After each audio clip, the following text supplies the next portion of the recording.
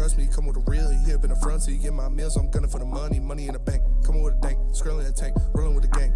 You sit and I on the sideline tripping. I go to the hole with the rock like Pippin. Yeah. I'm okay. What up, though, and welcome to the Woodward Heavyweights. I'm your boy Eazy, my man Spin More Racks. What up, though? We got Young Sus in the TV booth. My guy JB on the ones and twos. And Flannel Sam, who's all returns back from the Gentlemen's Club safely. Thank you to everybody tuning into that stream and this one as well. If you haven't already, please make sure you guys hit that like button. First and foremost, Spinny, you feeling a little rough today. Yeah, you know, it was a long night. We had a lot of fun. Appreciate everybody that came out. We had a good time. Shout out to you guys for supporting us, making that happen. It was cool to see you guys out there. So, you know, next week, we're doing it again. And it just so happens that my birthday's on Monday. Let's go. When we're going to be in the club. So, shit's going to be extra litty. Extra litty. So, just you know, leave the wife and kids at home. Come out, chill with the heavyweights at the Coliseum. Come on down. It was a good time. It was fun, though. No, it was fun. I had a good time, especially. I want to give kudos to my man Sam, Flannel Sam. If you guys don't know, I'm sure you've heard on the show at a certain point that he's getting married soon. Yes. I want to congratulate him on that. Last night, watching Sam navigate through the club. Yeah. Just avoiding all contact. Blinders on. Yeah, blinders were on. Hey, I got that tunnel vision. Hey! Oh, yeah, dude. Fuck yeah. Yeah, no, it was Respect. It was Shout an out, interesting yeah. environment, but yeah, like I'm exceptionally loyal. That's how I consider myself, and that's just what Hall what of I Fame, do. first ballot. First ballot, Hall of Fame loyal. I am blessed, and I know it. I'll just say that. There That you is go. the term I will Hey. use. But I'm glad you guys had fun, though. You gotta make sure you cut that and send it to your wifey. I was impressed. Yeah. I was like, how does he even see where he's walking right now? He was just like, Yeah. avoiding all. Dude was avoiding all contact. yeah. JB did a good job too. JB slid out. I was like, oh, come on, man, just stay, man. JB was like, No. yeah. Where that disappears. I got you guys next time. Next time I'll stick around and hang out. But I actually got in trouble for leaving by my girl. So Wow. She wanted you to stay? Yeah, she wanted me to stay. She was like, "Yo, there's boobs and booties in your face. Why didn't Oh, you yeah. stay?" That's all I so did. next That's time what's up. I'll stick around. Yeah, there were boobs and booties everywhere. It was a good Yeah. time. It was a good time. yeah. I feel funny saying it. Mine like me, bro. I don't care what you guys say. Stick even said it. Oh my god, dude. Well, She loved me. She liked me so much, dude. Come Well, on, I man. was surprised. I was like, get the fuck away from me. Yeah, it's their job. That's literally their job. But then that's that. There's no. Moving on. but it was different this time. It was different this time. He said she liked me. She liked me, dude. I think she lies me. Oh, I think she likes I think me. she lies me. Real quick, I want to. I had a discovery in the back. You, me, Abe, and Nick. I just want to share it because it was pretty funny. What, those cookies? Oh no! Oh my God! Yo, Trader G. Michael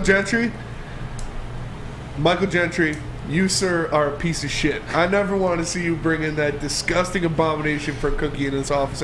He brought in pumpkin chocolate chip cookies. This is the nastiest thing I've ever had in my life. I felt ashamed to call it a cookie. And, yeah, that's not what you were talking about, though? No, it's not something about that. No, I'm with you on that one. Trader G, I love you, but fuck you. That was disgusting. Bro. That's disrespectful. Who makes pumpkin chocolate chip cookie? That's gross. Was gross. And we're heavyweights. We're qualified to speak on these things, all right? That's a stamp no. Speaking of like food reviews, though, shout out to our guy Chef Dave from the butchery. We'll be there next week trying some tailgate I'm excited foods. for that. Dude, me too. Hopefully we get some burnt ends, some brisket, some crazy stuff I'm like pumped, that. man. I got D. Smitty said, "How was Roxy?" That's who he's talking about. She likes me. She's already got the name known. She's got- That's crazy. Roxy's already a known commodity. Roxy's a Heavyweights superstar fan now. Superstar. You're welcome. Roxy is a superstar. She's got a couple superstars. I got her real name and number, dude. Yeah. All right, It's legit. different. It's different, bro. No, I was laughing though because She lies. I was closing out my my Snapchat or whatever, and like the camera was still on. Or no, that's what it was. Actually, I was getting off the phone with Trader G, and he had like hung up like that, and I was just like, if you took your camera on your phone. Oh, right? yeah. Just put it down below. You gotta think like that's what your girl's seeing when she's giving that schlop. I was looking though, and I was like, this is the ugliest face you can make though when you're looking down. You gotta think you're probably like half O-face too, so you're like, Yeah. like trying to hold it back, clenching the butt cheeks. Like, And he's like fucking doing the fake moans. Or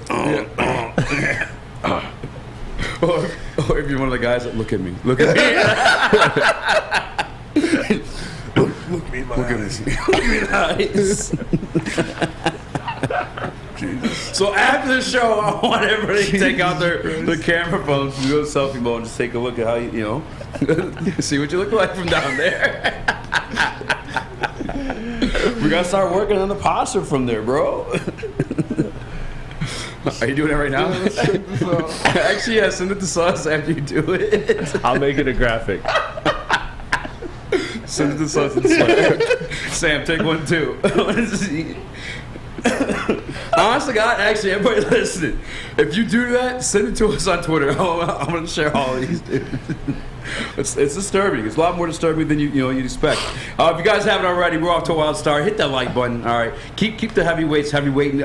We need your support to continue being our crazy selves and having these crazy Cheesecake conversations, sucks, club man. sauce. Cheesecake sucks. Overrated. I'll say that. I won't say it's bad, but it's overrated. It sucks. I would rather have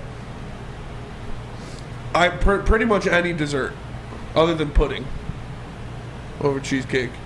I hate pudding too because I'm a texture guy. I don't like eating slop. That's what pudding is, slop. Literally. That's all it is. Like I didn't eat applesauce for the longest time. I don't eat yogurt. Applesauce underrated. Applesauce is good. Applesauce is good. I like applesauce now, but I still don't eat yogurt. I don't eat pudding. I don't like eating slop. Detroit Dabbers trying to disqualify us from our heavyweight takes because we don't like punchkis. Punchkis are gross, bro. It's my grandma, cheesecake. My grandma, Phyllis Bobny is her maiden name. She's from Poland. I have the blood rushing through my veins. Punchkis fucking suck, dude. Nobody likes them. Nobody likes it. Jelly-filled donuts in general suck. It is crazy. Custard is slop.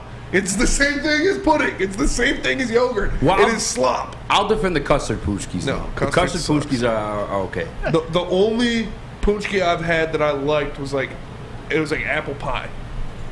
Punchki or pudding? Punchki. Given the choice. I don't know. Punchki. Oh. Yeah. Oh man, I'd probably just kill myself. No, Damn.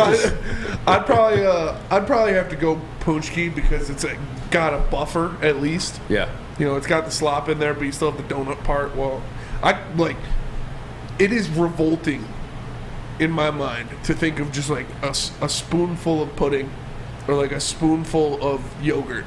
Like that is so gross to me. We are Neil ruining it hard right now.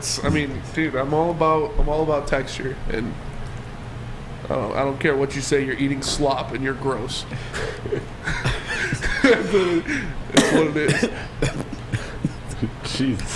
Penei Sewell ranked the second highest blocking tackle by PFF. If you guys don't know by now, I hate PFF. Did you send that picture to us? I'm putting it in Slack right now. Isn't that Slack? We need that.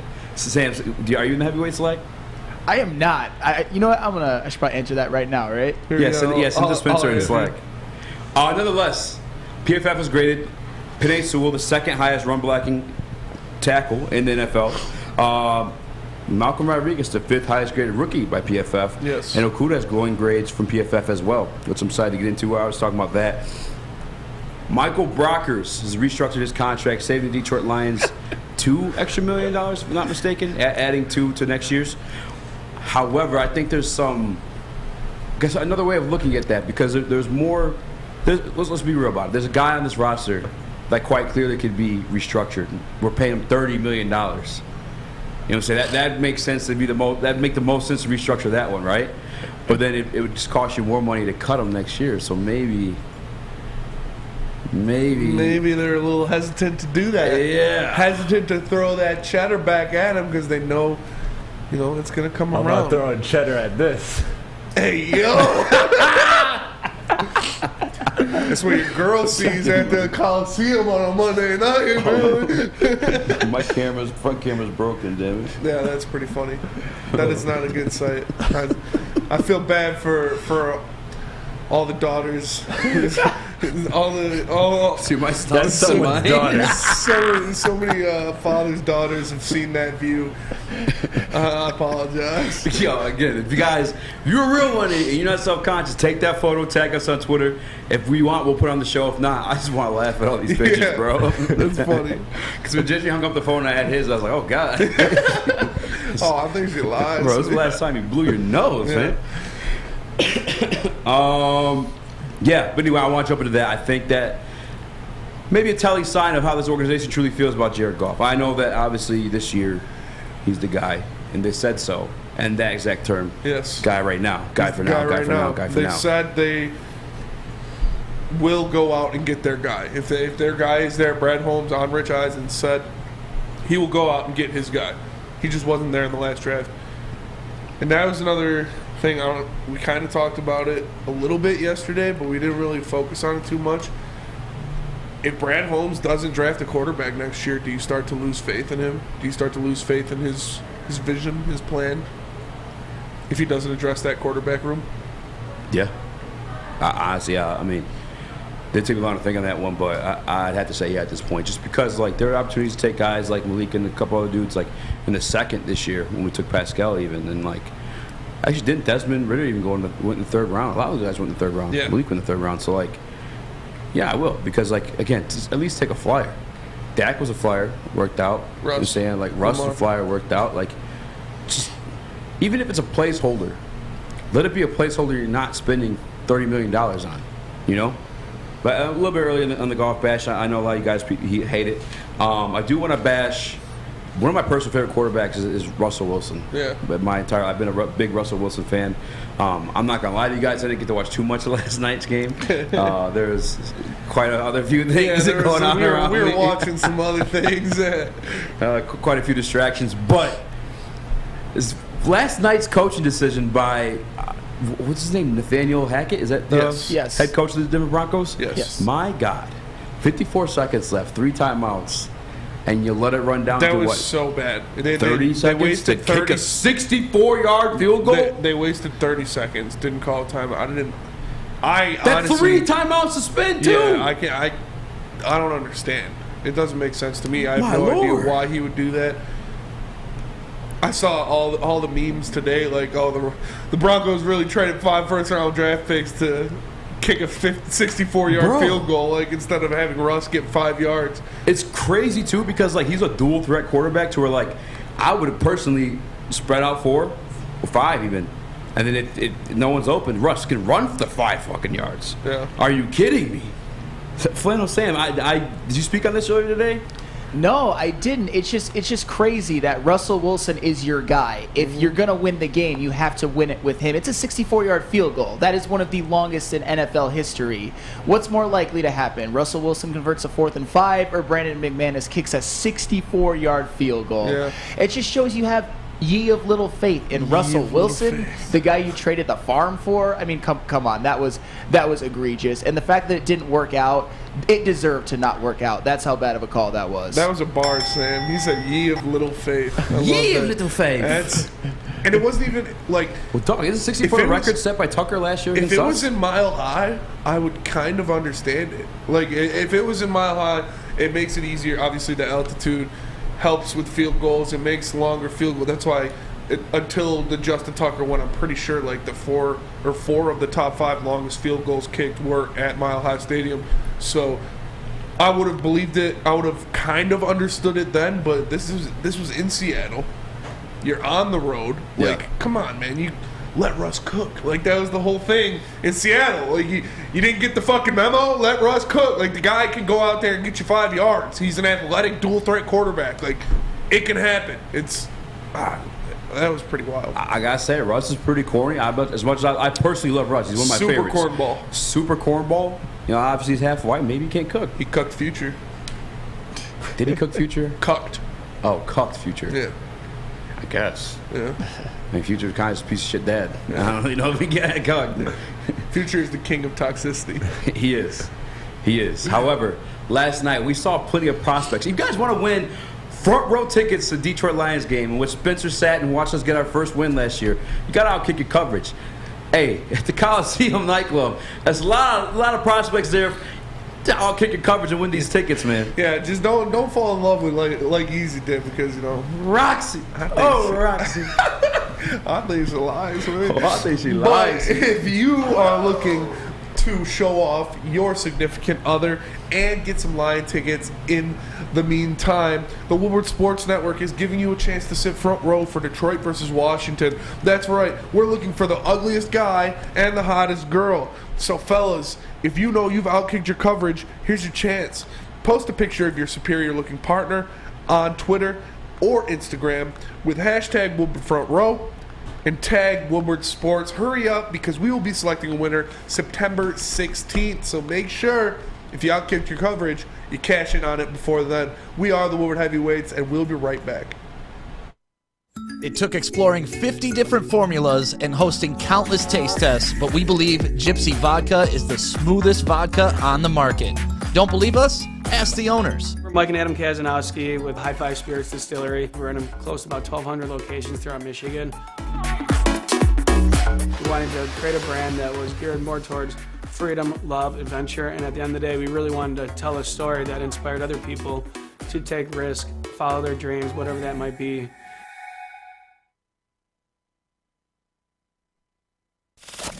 We don't like to brag that we are the toughest sports network in Detroit, but we do have a guy named Darren McCarty on our side. Lemieux and McCarty, who've had a good knockdown drag up. There they go, right on the whistle. They were talking to one another. Woodward Sports.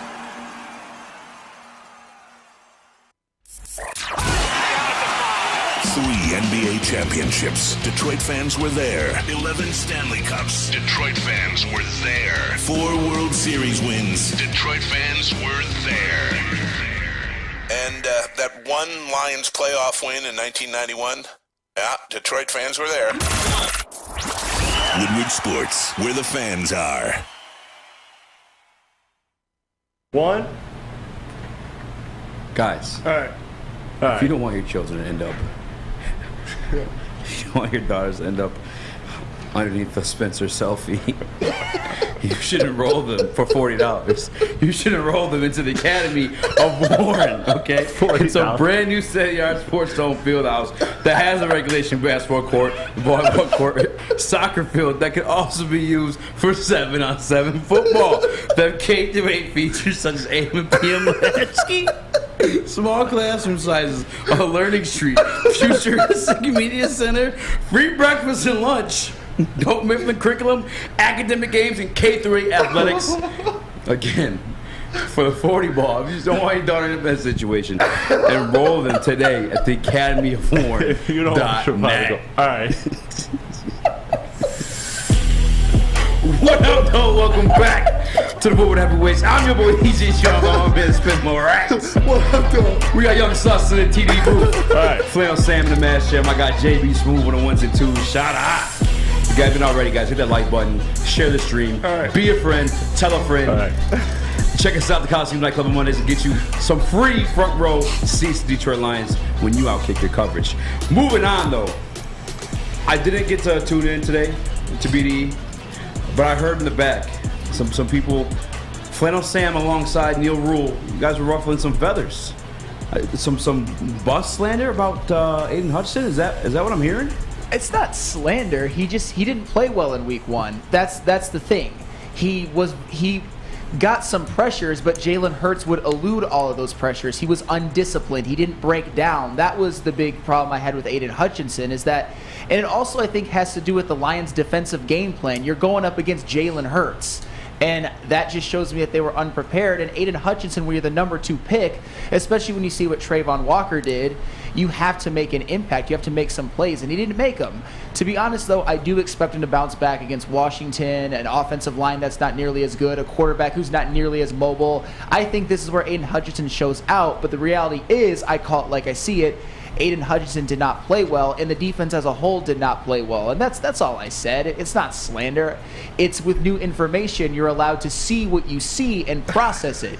There's another phrase I just coined there, Go, right? dude, bars. Sam is dropping bars, man. I love it. What? I saw somewhere, I think that Aidan Hutchinson was like 120 out of 121 pass rushers in week 1, and that's not good.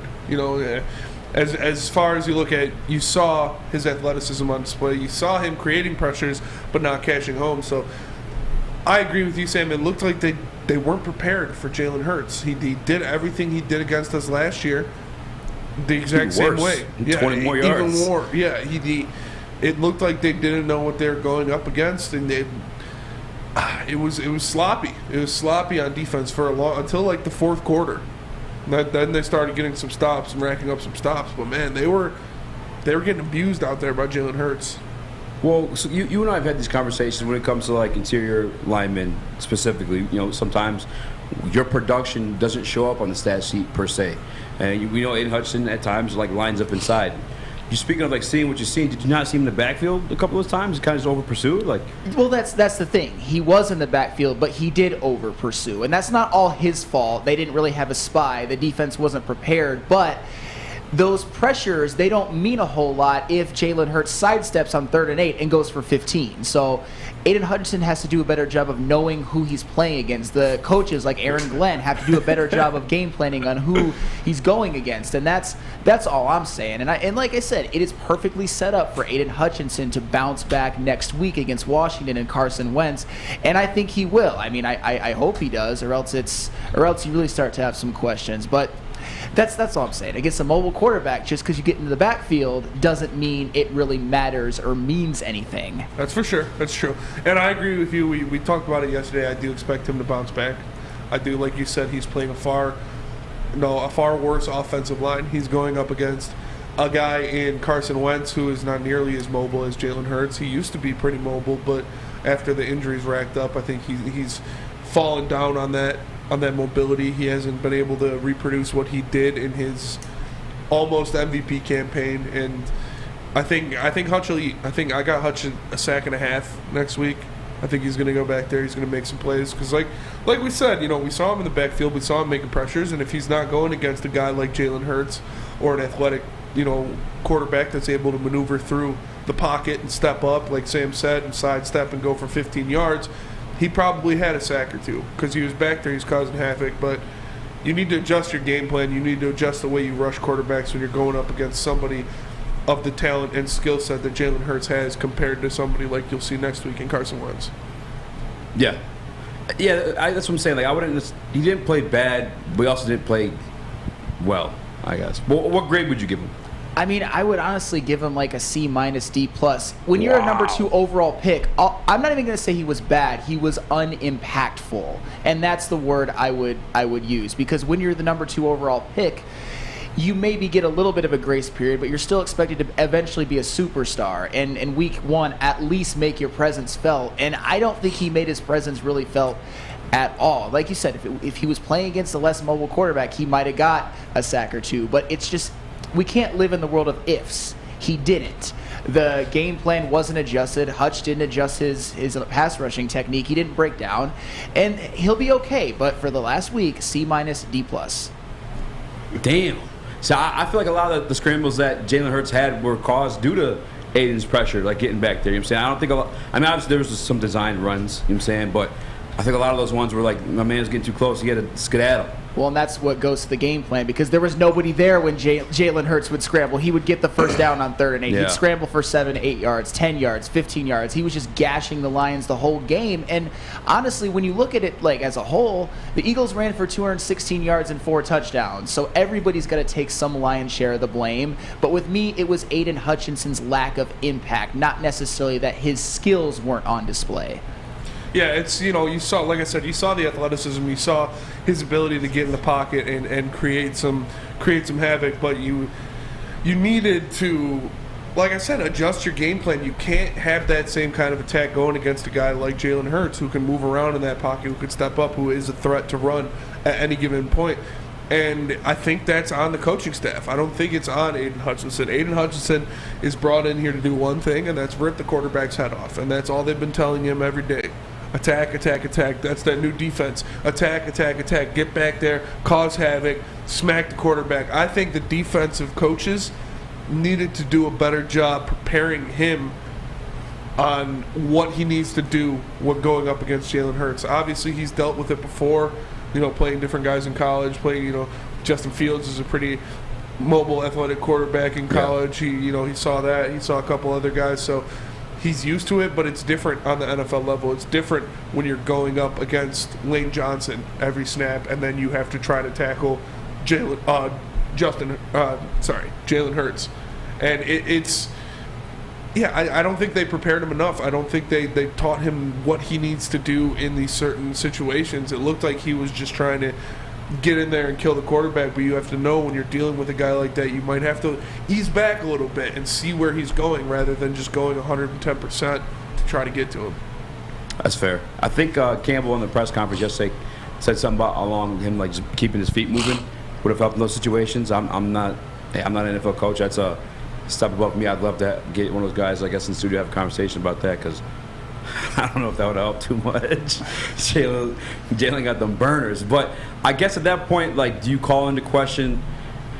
It would be fair to actually call into question the coaching at that point, because, who was supposed to spy there? And I get that the Eagles had weapons and Goddard, Smith, and A.J. Brown, which A.J. Brown did what he wanted to do pretty much anyway this past Sunday. But I'd also, I guess, I don't know if this counts as answering that specific question, but they did contain Lamar to a certain extent. You know what I'm saying? I don't know. I don't know why they didn't have a spy in particular I was very surprised. That seems like a giant lapse of judgment not to have a spy on Jalen Hurts after what he did to you last year, after that that's the bread and butter of his game. That's what gets that offense going is his legs, is moving around the pocket, is scrambling. He doesn't have the best arm, but he can go out there and he can make things happen with his legs. So not having a spy on him, I think, is a huge letdown. And it just doesn't make sense to me. That's what the guy did last year to kill us. And you just let him do it again week one after having all that tape on him, after having everything like that. So, well, they burnt the tape. Yeah. Supposedly. Yeah, well, they should have watched it again, because the same fucking thing happened this year. maybe don't burn the tape next time. Yeah, maybe don't burn. Maybe watch the tape. Don't burn the tape. Yeah, I'm with you. I guess I'd say it's a fair criticism of Aaron Glenn last week. But impressive by the Detroit Lions that still put up that 35. I'm just throwing that in there because I'm a Detroit Lions fan and I have to defend us a little bit there. But Spinny, yes, we work out at Planet Fitness, obviously, because as you know, we broadcast this show live from the Planet Fitness Studios in Birmingham. And at Planet Fitness is the home of the judgment-free zone, where you can work out in a non-intimidating, judgment-free atmosphere. Membership is just $10 a month. The Black Card is $24.99. Black Card members enjoy the use of amenities such as unlimited tanning, hydro massage, massage chairs, total body enhancement, along with access to over 2,000 locations worldwide and unlimited guest privileges. Join in club or online today at planetfitness.com. It's Planet Fitness, where your fitness is essential. We are the Woodward Heavyweights, and we will be right back. I love you, Roxy. At work and at home, we're there with smarter security solutions. Featuring complete automation with customized alerts and more. For over 90 years, we've been the company that's been counted on to protect what matters most, all with personalized service and care. Right now, for a limited time, receive a free video device plus free installation with a new home system. Guardian Alarm. We protect Michigan. When you need apparel, there's only one place to go. Big Frog in Novi. With no setup fees, no artwork fees, no minimum, and a 24-hour turnaround, you can have your whole team outfitted in no time. Embroidery, direct-to-garment, vinyl, and screen printing, Big Frog has it all in all the styles you want. So whether it's a sports team, fundraiser, school event, or corporate needs, Big Frog is your one-stop destination. Visit bigfrog.com/Novi or call 844-4-BIG-FROG. Guys, at Alta, Uptime matters. At Alta Equipment, they have everything you need to get the job done. You got a big project coming up, Alta has you covered. Guys, gotta give them a call today, man. It's 844-GO-TO-ALTA. Again, that's 844-GO-TO-ALTA. Alta Equipment, where Uptime matters. What up, though? And welcome back to the Alta Equipment Read. Just kidding. What up, though? Welcome back to the Woodward Heavyweights. I'm your boy, Eazy, joined my man, Spinmo Rex. What up, though? You got Young Sus and TD Luke. Yes, sir. My man, JD Smooth and 1-2s. Flannel Sam has left the building. His wife found out he was in a strip club last night, and it's a wrap. Yeah. He's getting his ass beat. It's tonight. over for him. It's over for He him. got the call. Don't know how he was so when low. you get the chance, Sus, there's something in the heavyweight slag waiting for you. Okay. So, Gotcha. shout out to Flannel Sam, who successfully left the building after his Aidan give me Hutchinson 2 slander, seconds and legend it's coming killer. up. No, I'm just kidding. Aidan has a lot to prove to become a legend. He's a Michigan legend, though. I'll give him that. Who? Aidan Hutch? Hutchinson. Oh, for sure. Yeah. All right, guys. I had a little bit of a moment, a little conspiracy theory, a little Brian Windhurst action going on. All right, because I saw. Wait. Yo, you shout out Flannel Sam real quick. Shout out Flannel Sam. Oh my God, dude. That's how Flannel Sam looks when he's getting the toppy. What a goat. The sloppy. No wonder you can only stay for 2 segments. Flannel Sam is the absolute goat, dude. That's so funny. That's the pick at the very end of it. Where you're like, yeah. oh. You know, she's gonna see my O face. You know what I'm talking about? 100%. All right. I want to talk about the Michael Brocker's contract. The Detroit Lions roughly saved $6.4 million in salary cap space, restructuring his deal today, giving him, turning that to a signing bonus. $2 million he gets this year, $2 million put on his contract next year, which obviously that becomes dead money if we decide to move on from him. But there's a lot of other options on this team that they could have went that route with. And they obviously done so with Taylor Decker last week. This week it was Michael Brockers, and that when you put that money on, that guaranteed money, you're moving on to the year next. It then becomes guaranteed. If you cut them, you're paying that regardless. Yes. It's a dead cap. Yes. Jared Yes, Goff it has is. 30 M's on this year's contract. He could, that's Scratch off a few. Yeah, he could scratch off a few Yeah. and spread that. I'm saying the next couple of years because we have for 2 more years. We do. Why aren't they doing that, Spinny? Why aren't they? See, if you take the contract here, you split it up, move it over there, then that contract isn't as much as this one. But this one has to be this. No, but it's that. Honestly, I didn't even think about that. That is a pretty good point. Maybe they are trying to save face with Jared Goff. Maybe they are looking to, we're not going to give him $10 million of his salary cap hit in a signing bonus because we might move on from him in a year or two. Yeah. So why would we guarantee him that $10 million if we're just going to cut him after next year? So that's a good point. There's a lot. They're trying to make moves. You see them trying to free up space. They restructured some of Taylor Decker's contract last week or 2 weeks ago, I think. They just did it with Michael Brockers. Maybe they're looking for a Blake Martinez. Maybe they're trying to fill a hole in that defense with a guy like Blake Martinez, with a guy like Malcolm Brown, somebody that can stop the run, somebody that can eat up in that middle of the field. So we'll see what they do. They're making a lot of money moves. I think they're going to bring somebody in. I mean, you wouldn't just do this to do it.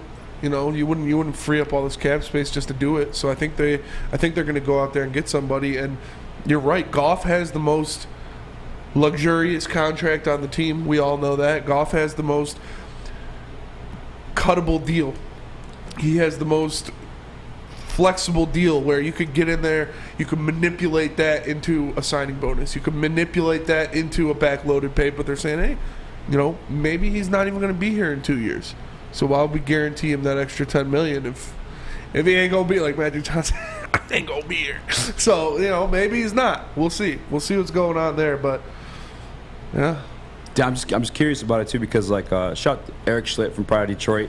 He had broken this down earlier in the year. He had 7 players that have contracts worth restructuring, and then obviously we've done so that list grows even smaller. And the short list he had was Brockers, which obviously was done today, Big V, Jared Goff, and Romeo Quara. Now, the reason why I bring up the Goff stuff is, next year, if they did decide to move on from him, oh my God, his dead cap this year is $41 million. That was $41 million. 41 is his dead cap. His actual cap hit's 31. But Yikes. that's because next year if we cut him, it's $10 million dead cap. Which that's a lot. Actually, that is a lot. But maybe they want to keep it at 10. So but also at the same time though, I don't know if I only brought it up because it's interesting to me because he does have the most money to restructure. Yes. You know what I'm saying? And if you did have faith in him or commitment to him and him being here long term, it would make sense that you restructure his deal. But obviously they didn't. But the only thing that makes me wonder if that would even be the case is that if you did draft a rookie, do you truly plan on starting him year one? No, I don't think so. That's never a good idea in my mind. You saw what happened last year. None of them worked out. Trevor Lawrence didn't work out. Zach Wilson didn't work out. Obviously, you have faith in those guys to be better, but I don't think it's ever a good idea to throw a quarterback into the fire of the NFL, to throw a rookie guy into the fire of the NFL. I do like the idea of, having Goff here for another year, 2 years, and have our guy sit behind him. Have our guy learn how to make reads in the NFL, learn how to read a defense on this level, learn how to put the ball where he needs to so defenders can't get to it. The NFL is different, obviously. It's the best athletes on the planet, and so you need to adjust to the speed and the physicality of the game. So I don't think it's ever a good idea to just throw, a college kid in there. I like you see the ones that always work out, like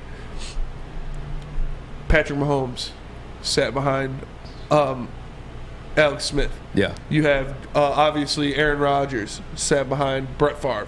You have Tom Brady sat behind Bledsoe. It's obviously those are three of the greatest quarterbacks ever, and so it's tough company to put in, but I think it eases the transition from college to the NFL. If you have a guy who maybe he's not the greatest quarterback ever, maybe he's not Brett Favre or that caliber of quarterback, but if he is an Alex Smith, if he is a Drew Bledsoe, those are professionals. They can show you what you need to do to be successful in this league. So I wouldn't mind it.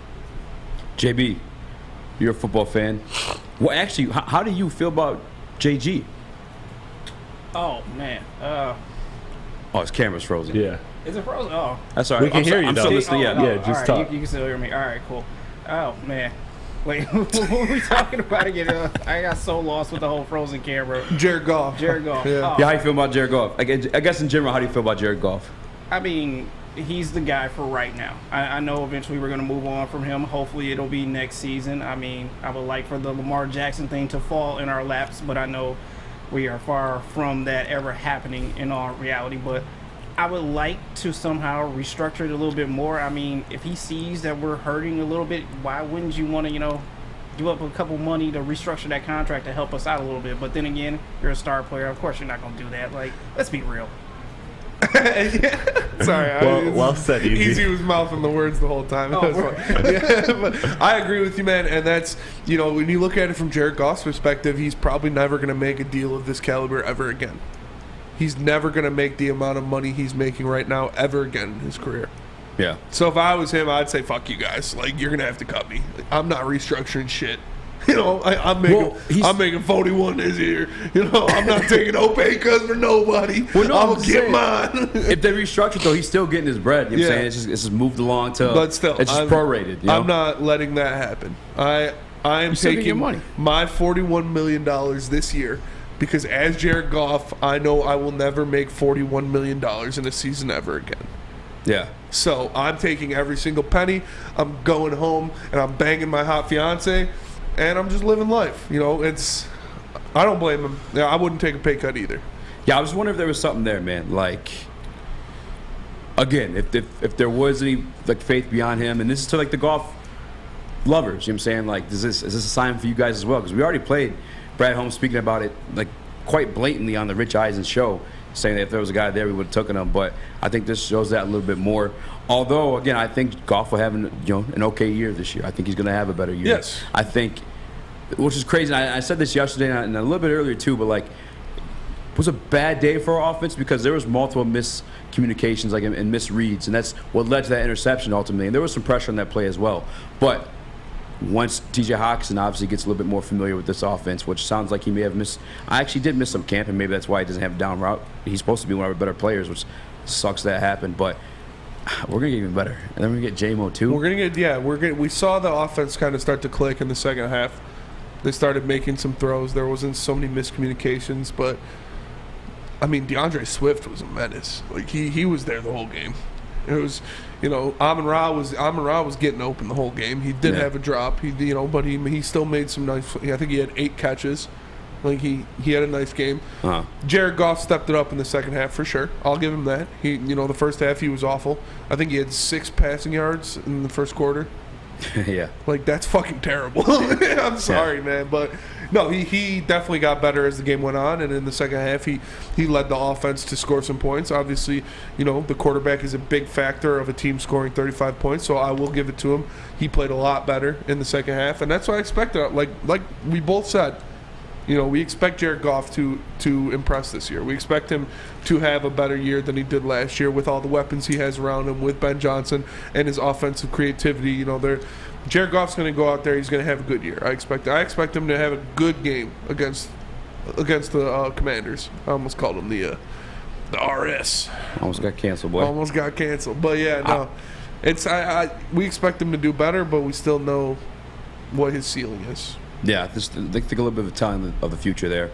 Little investigative work by yours truly. But I want to answer a couple questions from my guy, Randy Hanush, in the chat. Hit the like button for my guy, Randy. He asked what's going on with Levi. Then he also asked why are we restructuring all these contracts? Well, moving those contracts to the injury reserve, that puts them in a place where that money's kind of guaranteed too for them. Yeah. And we had to make up for that with the restructure. So we did that with Levi.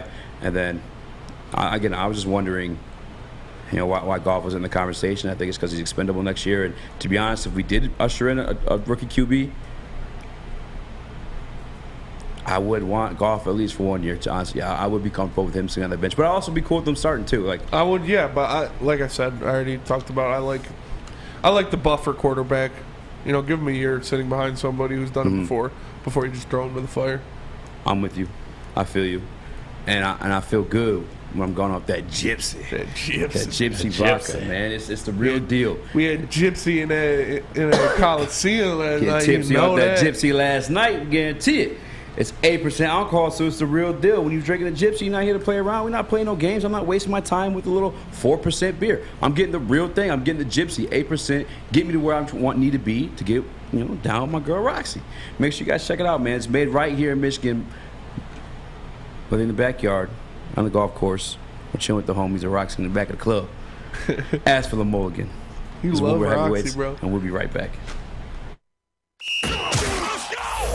You're an ugly guy, and that's okay because you've outkicked your coverage with your significant other. Well, that's good news for you. Their hotness and your notness could get you front row tickets. The Woodward Sports Network is giving you a chance to sit front row for the Detroit versus Washington football game. That's right. We're looking for the ugliest guy and the hottest girl. So fellas, come on. If you know you've outkicked your coverage, here's your chance. Post a pic of you and your superior-looking partner on Twitter or Instagram with hashtag Woodward Front Row. Follow us and tag @Woodward Sports. Hurry because we'll be selecting a winner September 16th. We can't wait to see you. Well, her. From the network that always outkicks the competition. Woodward Sports.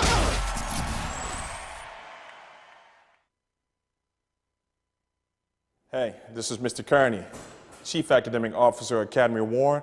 I want to welcome you to the brand new field house. The state-of-the-art facility has a regulation basketball court, volleyball court, soccer field. It can be used for 7-on-7 football. Our K-8 academic features AM, PM, latchkey, small classroom sizes, Learning Street, futuristic media center, free breakfast and lunch, Holton Mifflin curriculum, academic games, K-8 athletics and more. Enroll today at academywarren.net.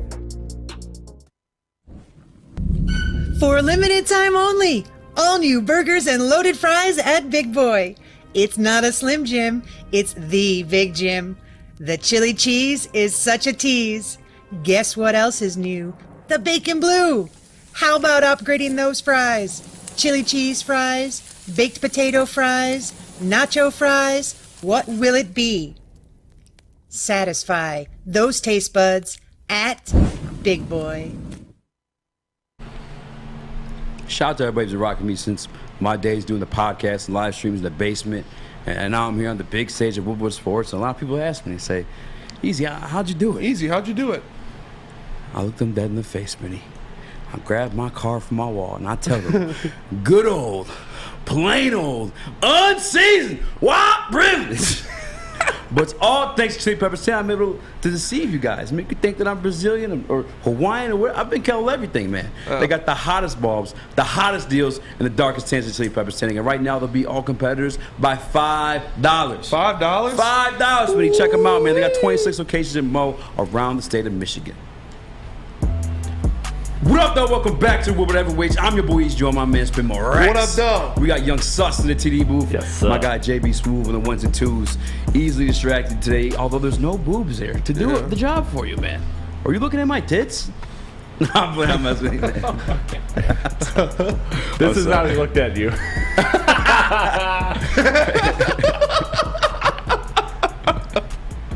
If you guys haven't already, make sure you hit that like button. Clocked in. Make sure you guys hit that like button. I see you guys in the chat getting joy 2 times as always. You know what I'm saying? Start some arguments in the chat. And we're talking about the Deandre Swift and Jamal Williams split. Some people are calling for more Swifty after this past Sunday, seeing the damage he did. Yes. How you feel about that? You think he should give majority of the bulks? Or? I mean, I think they should do exactly what they did in the last game, every single game all year. You know, if the dude rushes for 144 yards, if it ain't broke, don't fix it.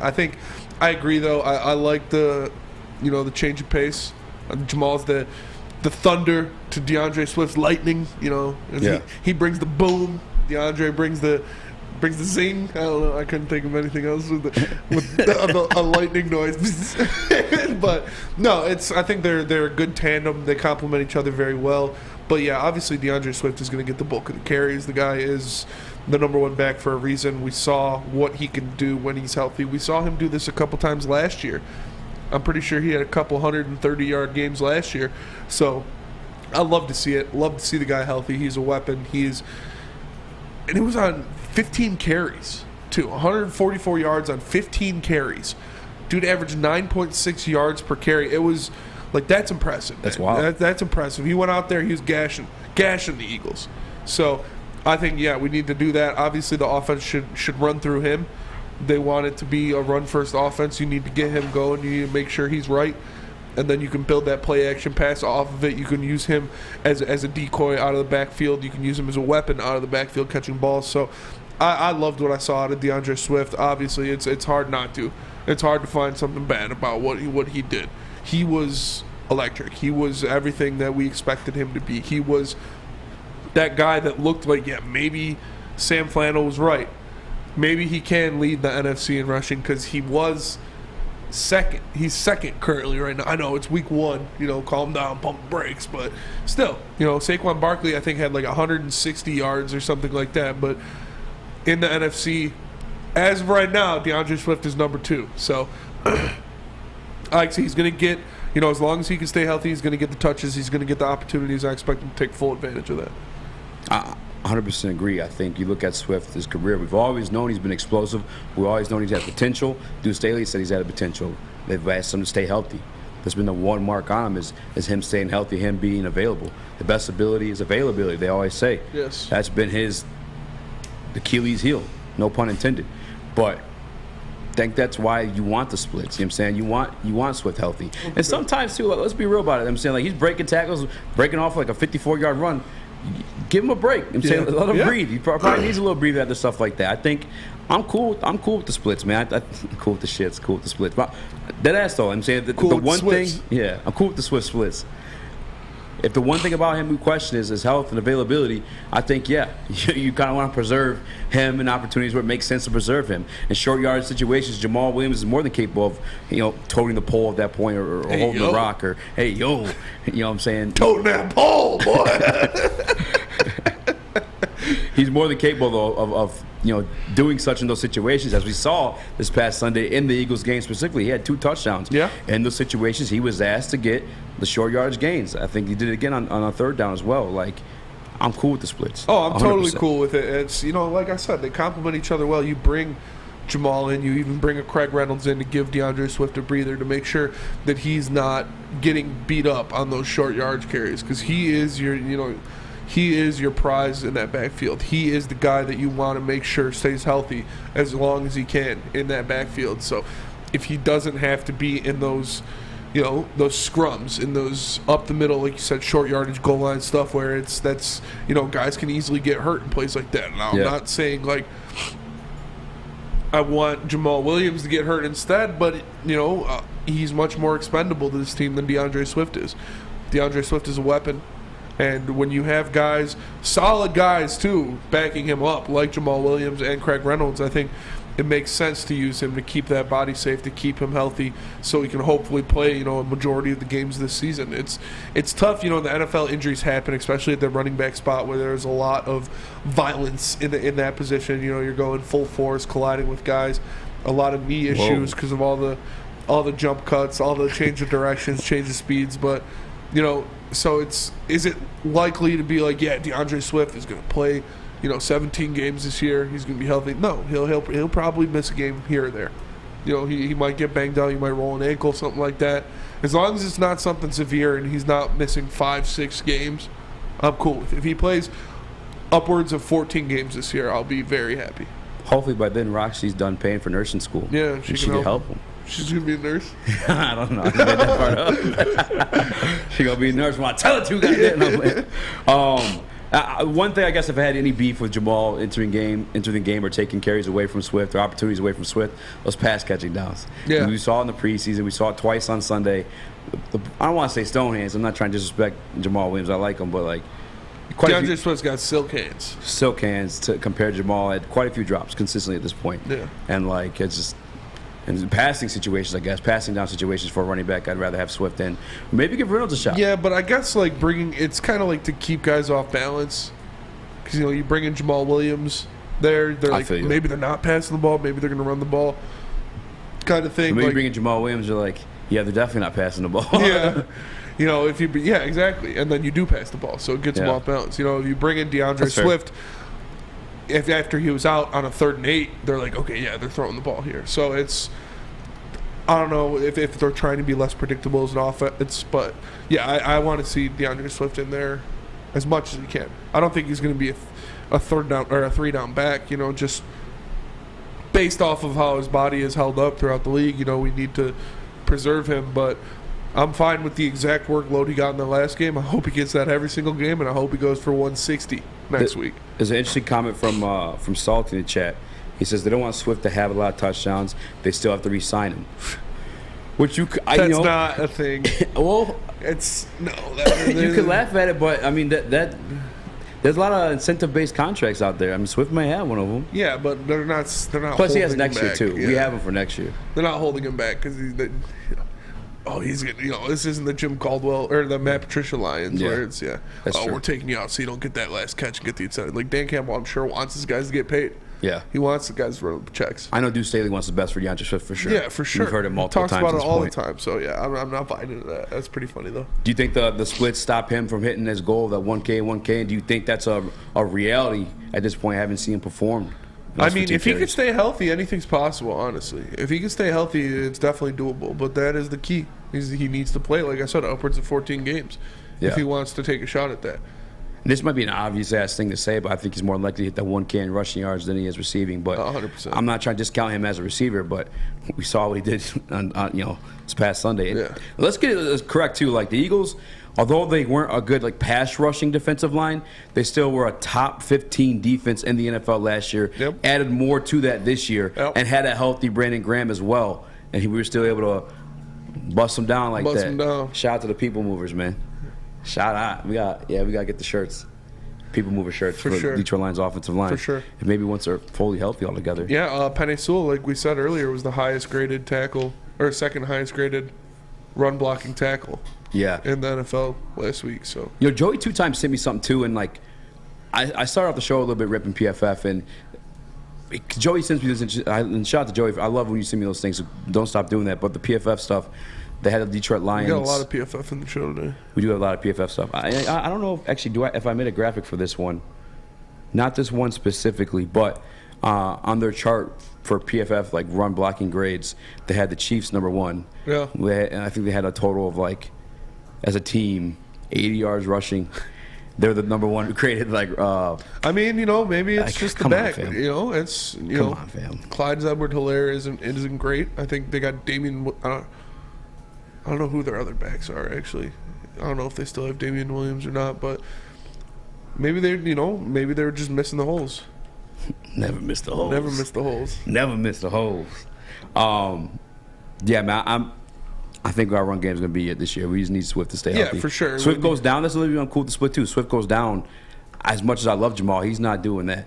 He's not doing what Swift Not a did. chance. Like a lot of those runs too. Like he did have a lot of open holes, but like he also broke tackles as well. Broke it in that hole. Yeah, it's he went out there, he filled the hole, and he broke it off in there. So I was happy to see him do it. Like I said, the guy's an explosive talent. The guy can be a game changer. He can, like we said, dude. He went for 144 yards rushing. Yeah, it didn't lead to a win, but where would we have been without it? The guy was by far the best player on our team in that game. So hold on. This too. To PFF on the offensive. This could be its own subject. Now, maybe I'll make this a graphic real quick when we do it after a break. But they also rated Detroit Lions last in pass protection. PFF did. Well, I mean, how many sacks did they give up? Not a single person had a whole one. They had Brandon Graham and Cox. Pause. Shared a sack. They shared it. This ain't getting any better. Cox Brandon shared a Graham and sack. Cox shared a sack. Yeah, they split one. You know what I'm saying? 0.5. That's the Marcus only time. Epps. Maybe there's some hurries. Golf also had the fastest release time. Yeah, there was only one total sack. Like, fam, how I don't know. Maybe dead that, last. Praying on our downfall. No, but maybe it's just I don't know, man. That doesn't make sense to me. I'm looking for where Green Bay is in this list too because Aaron Rodgers got sacked. Or actually, the Rams. Oh, actually, they're the second lowest. Joe Burrow got sacked 7 times. Where's Cincinnati at? They're above the median. They're How? Graded somewhere between 60 and 70. He so literally probably got sacked 7 times. Yeah, threw 4 interceptions because the same thing. And they still almost won. And then we're ranked below them in pass protection. The PFF. That's why I don't get the advanced analytics. Though I just don't. You know what I'm saying? Like I just need the simple stuff, the stuff that's like from point A to point B. Yeah, one team has 1 combined sack. The other team has 7 sacks. The 7 is better than 1. We keep it simple here on the heavyweights. I'll save it and I'll send it to. But if you're having, you're having trouble wrapping your mind around these PFF lists and this advanced analytics, and you're going a little crazy, we got the spot for you, and that's SMA. Or the Sports Marketing Agency, because the Sports Marketing Agency helps spread awareness about mental health and substance abuse. Their new podcast, This is the F Word, helps spread awareness of fentanyl and other addictions. So if you are struggling or know someone who is, make sure you go to thesportsma.com to get the help you need. We are the Woodward Heavyweights, and we'll be right back. Hi, my diamonds. It's Crystal with an X. You want to get hot and perfect like me? Here's my super easy routine. Drink at least a gallon of water before you wake up. Attach a weight to everything in your house. Hello? Sell your car and just sprint everywhere. Scream when you exhale. Don't follow Crystal with an X. Do your own thing at Planet Fitness with tons of equipment and free fitness training in our clean and spacious clubs. Join now for just $10 a month and cancel anytime. Detroit's downtown summer playground is back. Open all summer long, the Monroe Street Midway. Enjoy roller skating, free Wi-Fi, food trucks, art installations, and so much more. Don't forget to take advantage of the basketball court, putt-putt, and, of course, family programming all summer long. All art installations are done by Detroit artists, and it's a fun, safe event from people 1 to 100. Go to deckedoutdetroit.com. Make sure you're listening to Woodward Sports all day long. Start your morning with the Morning Woodward Show. Spend middays with Big D Energy. Watch and listen your drive home with the bottom line. And don't forget about Woodward Bets Daily. All live. All right here on the Woodward Sports Network. What's going on, everybody? It's Spencer for the Fowling Warehouse in Hamtramck. You know what, you've heard of it. It's the home of the original football bowling pin game called Fowling. Multiple different ways you can play. They've got $12 open unlimited play where you can stay there open until close, have a good time. They also have private lane reservation, $120, 10 to 12 people. You get your own lane. You can stay as long as you want. You can bring in any type of food you want if you get thirsty. They have a $2 mystery beer vending machine. You pop in $2, pops you out a good beer. No hassle, no fuss needed. If you know what you want or want to make a decision, they have multiple fully loaded bars for you to choose from. So make sure you come come check them out in Hamtramck or visit them online at fullingwarehouse.com.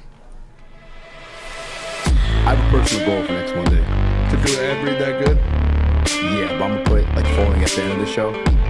So where you're feeling a little toasty. I'm saying, get a couple drinks in you, honestly, you execute. It's like they can just down there. Dude, I can do that in my sleep.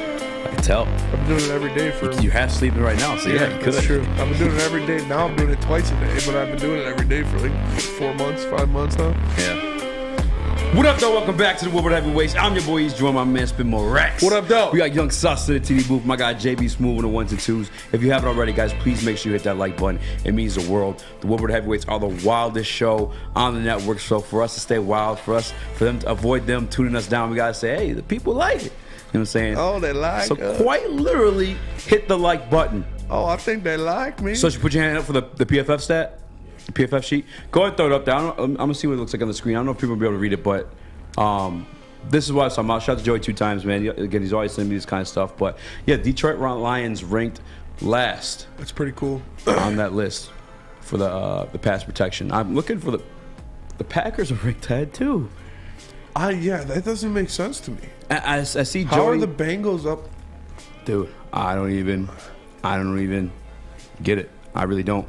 I saw Joey 2 times. Looked like he went to go defend it a little bit. He said a sack is more of like a defensive stack. No, that's what he said.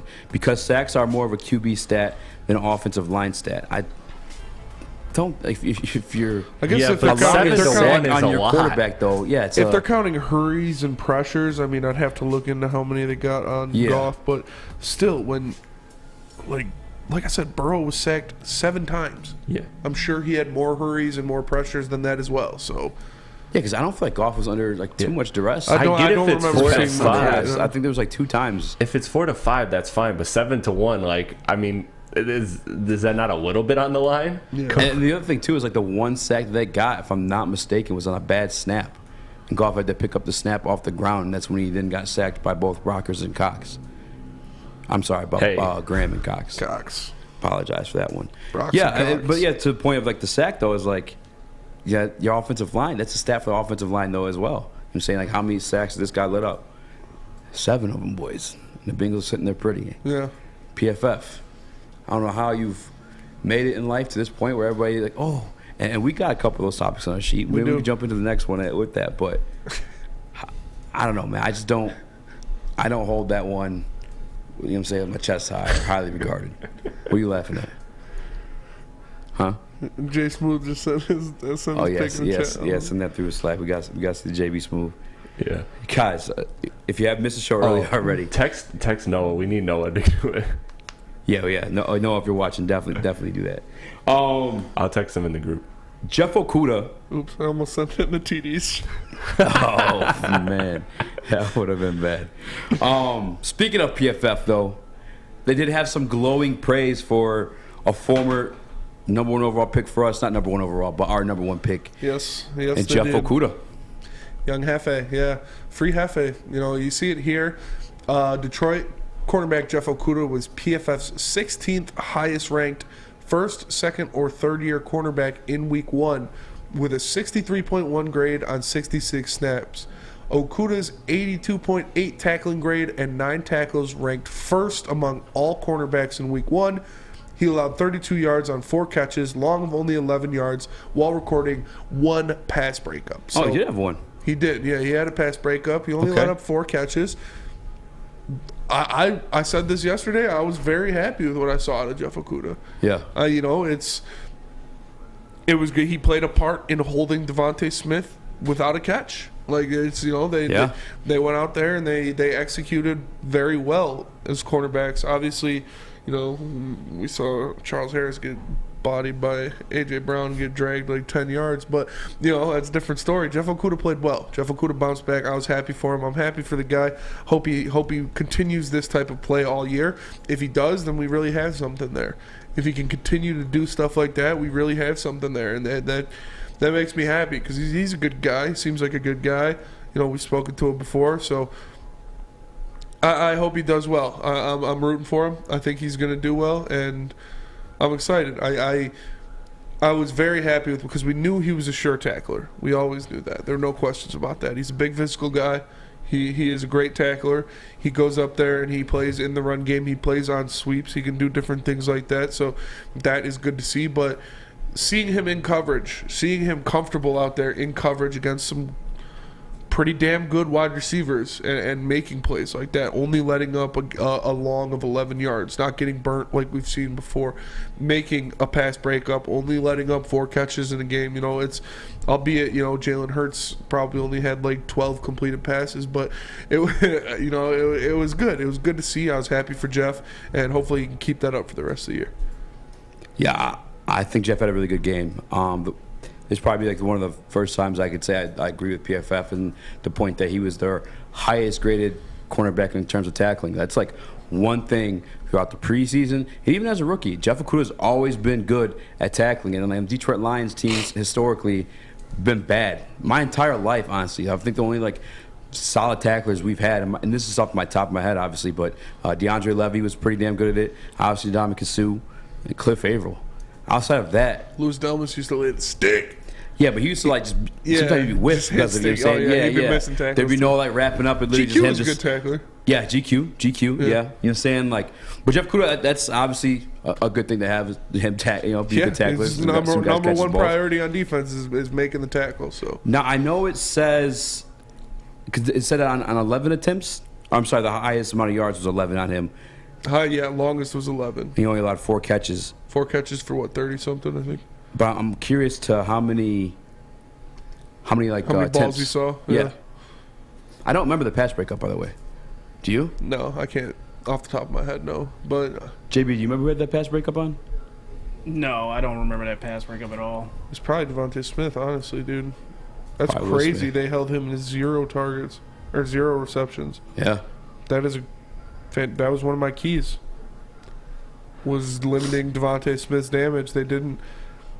I mean, Dallas Goedert, they limited him a little bit as well, but A.J. Brown, 10 catches, 155 yards. Like, God damn.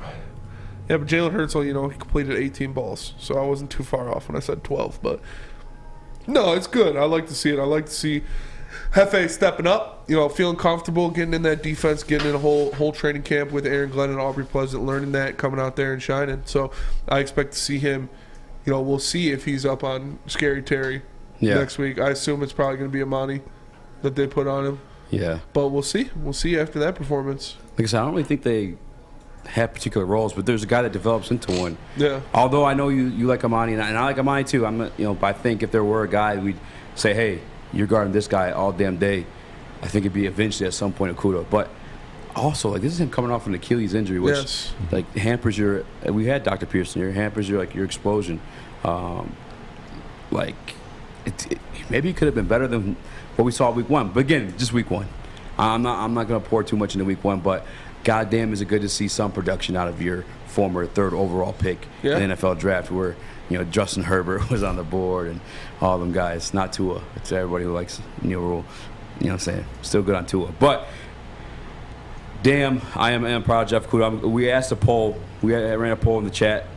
94% of the people agree with Jeff Okudah's performance in Week 1. PFF graded him highly amongst the top 3 guys. What's up, Sus? I was just going to say, I think that the poll kind of disproves this, but to me it sounds like from the people I talked to, it feels like until they see Jeff Okudah make that big pass breakup or that big, sexy interception play, like once he makes those plays, that's when people are going to start to buy in and not necessarily look at, oh, this guy's just really great at tackling and making sure that if somebody's in his area, he's bringing them down, which is, like you said, it's the biggest part of defense. So I'm very pleased with what I saw from him, and I think that Detroit fans should be very optimistic about him. Yeah, for sure. For sure. That's what Jed. Obviously, he has a lot of expectations to live up to, being the number 3 overall pick in the draft. That comes with a lot of weight on your shoulders, and fairly or unfairly, he hasn't lived up to those yet. Yeah. I'll give it injuries a lot of. There's been a lot of trouble with injuries, so it's not on him. I'm not ready. I wasn't ready to call him a bust yet because we haven't seen him play a whole season yet. I know, my boy Mustache is the number 1 Jeff Okudah hater out there, so I know he's preying on his downfall, but I'm sure he was happy with what he saw out of him, because how can he not? He had a great game. Like people in the chat, Jordan Whitman, Jeff was on Devontae pretty much the whole game. Joseph Schwitzinger. We always. Yeah. I'm just gonna call him Joseph S. Joseph S. Joseph S. Yeah, Jeff locked up Devontae, and he did. He held the guy who is a good receiver, who is, he proved it last year. I think he's guarding. He guarded what's his name a couple times too, because that point where Will Harris had let that big pass before halftime up to AJ Brown. Will Harris was in that game filling in for Jeff Okudah at that point. Yeah. I'm kind of curious. I guess it was 1v1s. Maybe I'll go back and watch that today. I'm curious. I'm looking at the stats right now: 9 tackles, 0 interceptions, 5 targets, and 4 receptions allowed. So 4 or 5 on the on the actual pass. Now, obviously, the 5th one must have been that PBU. Go ahead, though. I'm sorry. You reading the comments? No, you're good. I mean, you hold a guy to that of that caliber. Obviously, this is only his 2nd year, so I'm not ready to appoint him as some stud receiver, but he's a very good receiver. He's very crafty, very shifty, gets open very fast, and we held him without a catch for an entire game. So it's very impressive on all our secondaries backs. Obviously AJ Brown did enough for both of them, but it was I was very happy to see them lock him down, because that's we struggled with guys like that. We've struggled with those quick twitch, shifty guys before. So I'm happy to see him go out there and shut a guy like Deandre Swift down. I'm watching some play from Okudah versus, he was on Smith for the majority of the game. There's actually like a tape out right now of Okudah versus Smith, and it was exactly what Aaron Glenn, we won the Adam Schefter podcast, we're talking about jamming guys at the line. Jeff Okudah's a bigger wide receiver, or a bigger cornerback. Devontae Smith was labeled as a smaller wide receiver coming in the draft. Watching this tape, it is a lot of Jeff Okudah abusing this man at the line of scrimmage. Hell yeah. That's what you got to do, man, when you're a guy like Jeff Okudah, when you are a bigger cornerback, when you use your physicality, use your size, use that, that wingspan, that length you have on a guy like Devontae Smith. No free get off. Like you're not getting off the line for free. You're gonna feel me. You're gonna feel it, Cooley. You're gonna feel it. Shout out Weapon X, Brian Dawkins. But you need to do stuff like that. You can't just let these guys get off. That's how they burn you. There was that one play, real quick, I'll say before we go to break, that we all thought there was gonna be a flag on. Yeah. He did get kind of toasted a little bit there on the little comeback route. Rip. Yeah. It's. Everybody has a bad day. Everybody has a bad play. But you never have a bad haircut. But you never have a bad haircut. And that's at Lady Jane's. Because as you know, we broadcast this show live from the headquarters of Lady Jane's Haircuts for Men in Birmingham. It's definitely awesome. When I get off the show, if I want to clean up my dead ends, maybe take an inch or 2 off, I can sit down on one of those chairs, and I know my girls Alyssa or Megan will take care of me. I highly recommend you get into Lady Jane's Haircuts for Men near you and let them treat you like a king as well. They are open 10 to 8, 7 days a week. You can walk in anytime, and before you know it, your hair will be game ready. So like I said, man, get into Lady Jane's, open 10 to 8, 7 days a week. Walk in anytime, no appointment necessary, because at Lady Jane's, it's wicked awesome. We are the Woodward Heavyweights, and we'll be right back. The Sports Marketing Agency would not be who we are without great community partners like Higuera Health and Carol Zuniga. It's an awesome opportunity to partner with your organization. Higuera Health is a comprehensive behavioral health organization. We serve children through older adults with mental health, substance use, and developmental disabilities across Western Wayne counties, and really excited to now be in downriver communities as well. Give us a call at 734-458-4601. You don't have to go to the beach, man. You don't have to get your butt crack full of sand. You just need a little chili peppers, man, to get that glowing beach chili peppers tan. Woo! With 26 locations in the Metro Detroit area and more coming, Chili Peppers Tanning is where you'll find the cleanest salons in the D. Join the Pepper Club for the best deals on unlimited tanning. Head to chilipepperstanning.com. You just need a little chili peppers, man. We don't like to brag that we are the toughest sports network in Detroit, but we do have a guy named Darren McCarty on our side. Lemieux and McCarty, who've had a good knockdown drag up. There they go, right on the whistle. They were talking to one another. Woodward Sports.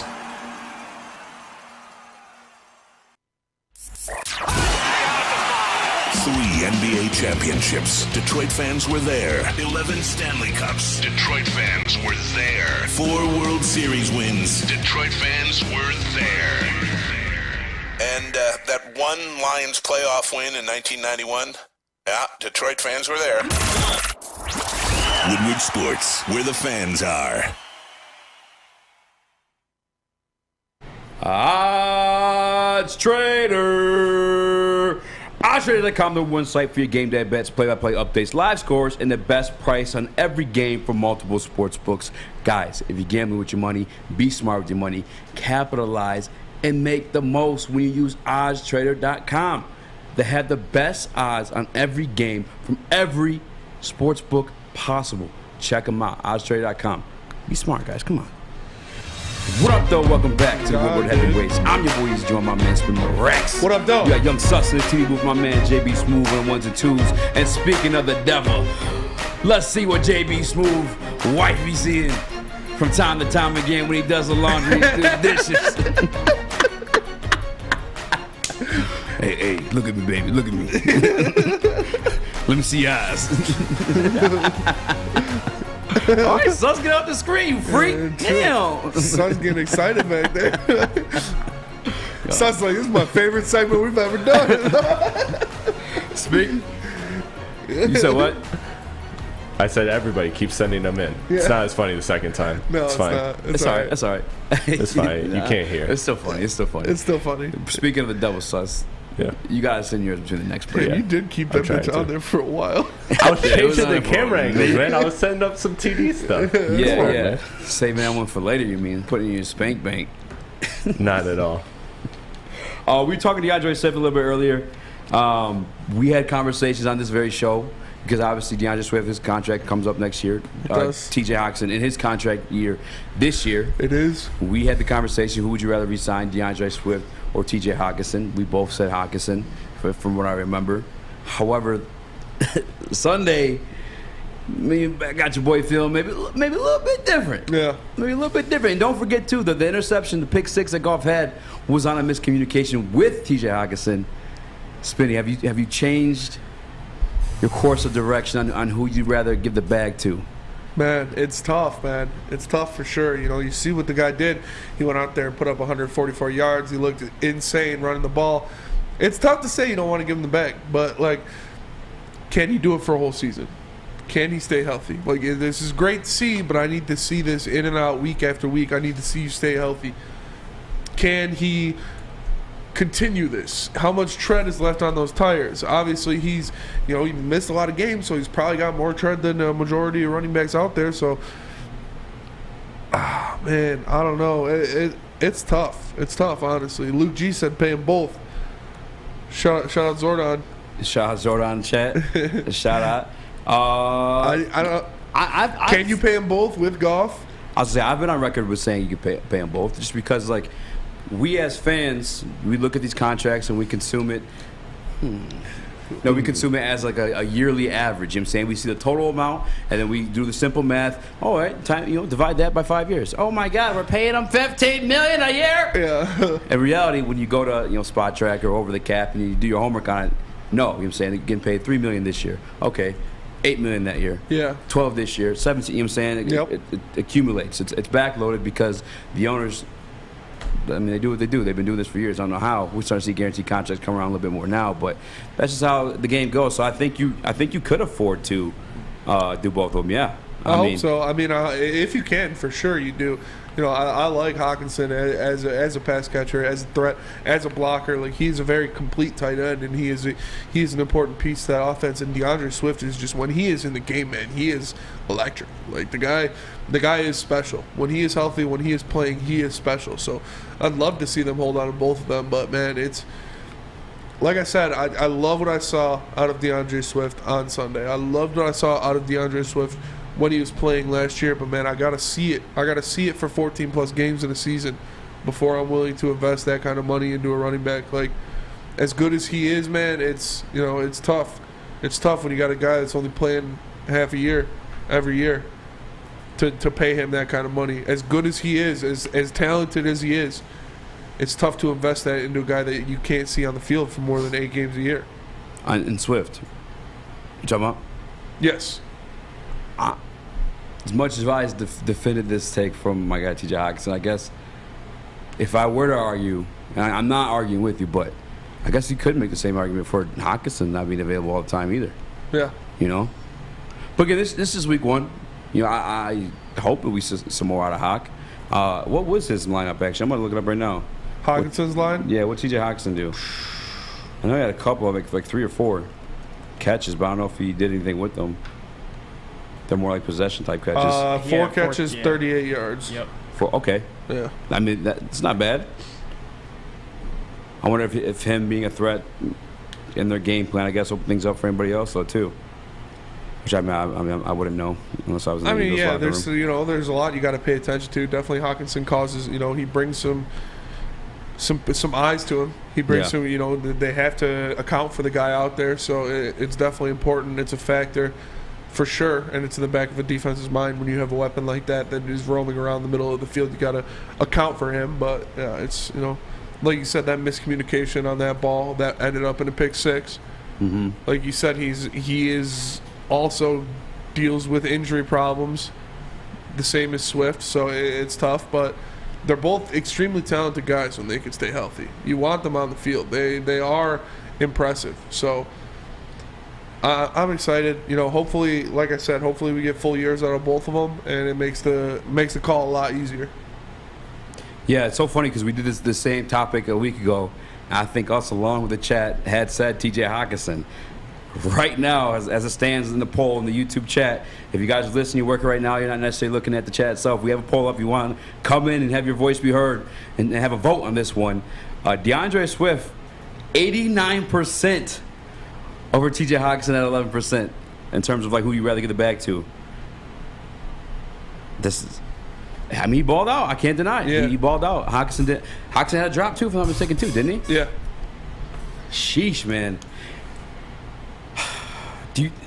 Because I kind of believe my philosophy as what we were saying in terms of like, good tight end versus good running back. And when we've seen it with Zeke kind of hitting at the wall, we've seen it with Jared Goff's former running mate. I can't think of his name right now.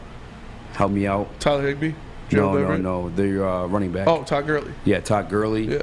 AP. Yes. Le'Veon Bell. Yeah. Guys that were dogs. Le'Veon Bell just knocked the out of Adrian Peterson. He did just knock Punched him in that egg walls. Yeah. Speaking in a wall.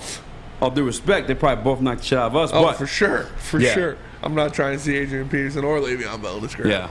I guess the easy answer, if you want to cop out, it would be no fun if I gave you guys this option to poll, but it would be both. Yeah. I would say both. But T.J. Hockenson, can you afford both, though, with paying Goff that much? Like, is that a reasonable expectation? With having all of those, all that money invested in the offensive line, paying Jared Goff that much money, you're losing, DJ Chark after this year for sure, but I don't think you can afford both. Yeah, you're 100% right. I don't know that we'd be able to afford both. I actually know we couldn't. Especially like you said, we do have the most expensive offense in the NFL, and most of us do with our offensive line. You are paying Jared Goff, as of right now, the 4th highest salary in the NFL. Yeah. It's tough. Yeah, you wouldn't be able to. And that's another reason why I kind of break it down to you have to pick one. A lot of people obviously right now are saying DeAndre Swift, and I'm not mad at it. After what we saw, you just got to hope that Brad Holmes continue to draft well and pick up off of whatever free agency piles he's going with or UDFAs, and maybe we can find someone that could do that, because as much as I do, and I said this a couple segments ago, as much as I like Jamal Williams, as much as I like Craig Reynolds, I actually think I even like Craig Reynolds more as a runner than Jamal, as a starting runner. I think Jamal, again, short yardage type of guy, but you have to find someone to replace that if it's not going to be Swift. For sure. For sure. That's a big piece you got to try to replace, too. Does he have extra miles on him, though, being that he hasn't been like a so. bell cow? Or do the injuries take away from that? No, I think the injuries, he hasn't been the bell cow guy. He hasn't been logging these crazy yard seasons. So, yeah, I think he's got some extra tread on the tires from where other running backs who get 30 carries a game, get the guys like Derrick Henry, guys like Nick Chubb, guys like Jonathan Taylor. Eventually in a year or so we see them get these insane amount of carries throughout the seasons. It wears down on them. So I think Swift has a little extra tread on the tires because he hasn't gotten so many touches. But hey, I hope you're correct.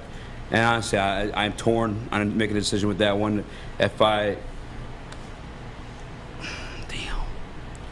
try and give you a final answer on what I think before we go to break. Pick it. One or the other right now. Gun to your head. Swift or Hawk?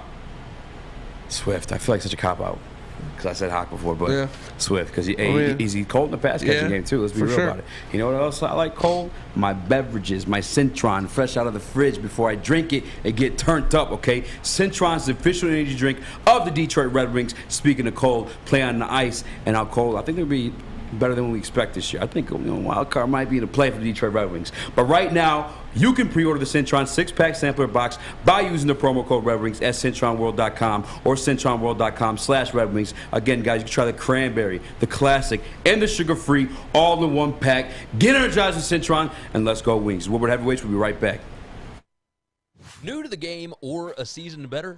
OddsTrader.com has everything you need to make the right bet ahead of kickoff. Begin your handicapping journey with OddsTrader. Improve your edge by finding the best price on every game from sportsbooks in your backyard. Take advantage of the numerous sign-up bonus offers to pad your bankroll. Dive into key game statistics, player performance, and even account for the projected game day weather. Best of all, you can use the OddsTrader bet tracker to keep a log of your action. Welcome to OddsTrader, and best of luck. Hi, I'm John from Better Rate Mortgage, and to me, family is more than blood. That's why I have the biggest family in Metro Detroit. If you're looking to buy a house or refinance and need a loan, come get treated better than family by me and our entire team here at Better Rate Mortgage. We pride ourselves on giving you better advice, better service, and a better loan experience. That's why we are Better Rate. If you're looking for a new mortgage, come get treated like family. Actually, better with Better Rate Mortgage. Visit us at mybetterrate.com or call at 248-480-4467 today. Woodward Avenue, the first paved road in America. Woodward Sports, the first sports network born in Detroit and made for Detroit. What's going on, everybody? It's Spencer for the Monroe Street Midway, presented by Bedrock Detroit and Rocket Mortgage. Bedrock and Rocket Mortgage basically turned an old parking lot into a massive outdoor playground. They have mini golf, basketball courts, food trucks, live music performances, and art installations. All of this in the heart of the city. It's right next to Campus Marshes. So whether you're on a date or just downtown having a good time, make sure you go check out the Monroe Street Midway, presented by Bedrock Detroit. What up, though? Welcome back to the Woodward Heavyweights. I'm your boy, Eazy, joined by my man, Spin Mo. What up, Rex. though? We got Young Sus in the TV booth. My man, JB Smooth with the ones and twos. Oh, my. Got that. Jesus Christ. Got the headphones on so I hear the gawk in HD. Bro, look at the neck on that motherfucker, bro. Why are you stone-faced like that, too, bro? Yeah, you pose sloppy. for yours. I want like happy. a real... Yeah, you make sure to check, because when you're looking down, you usually get a little double chin. You put your neck out there purposely to avoid the double chin. Yeah. You cheated. You did cheat. I didn't know. I don't know what this Put the is camera like. on you. I'm just imagining things right now. Oh my, bro. Hey, yo. Yeah, No, bro, that sounded crazy. Duh, man. what is going on today? Man, last night at the club, we got to introduce these ladies to Sus. Yeah. And he's Young Sus. It's a shitty name to be introduced by. And he's like, maybe for my birthday we could change my name. But you keep just hammering in how sus you are, man, bro. yeah. That one was really bad. I was going a total different direction with that joke, and then yeah, that's all right. You win some, you lose some. Speaking of double sus, is there any chance this is a tough ass? I apologize for it, but can I get some last minute quarterbacking to get that Zordon loop over my guy Luke G to join the show? Yeah, I got you. If not, you could just put up one of those pictures of us looking down too. That'd be funny too. In the meantime.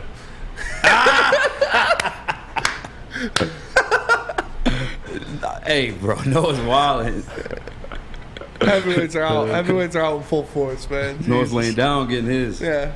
I want my guy Luke G to join the show because I know he's very much on the campaign. I want to say to bash our guy Malcolm Rodriguez. Yeah.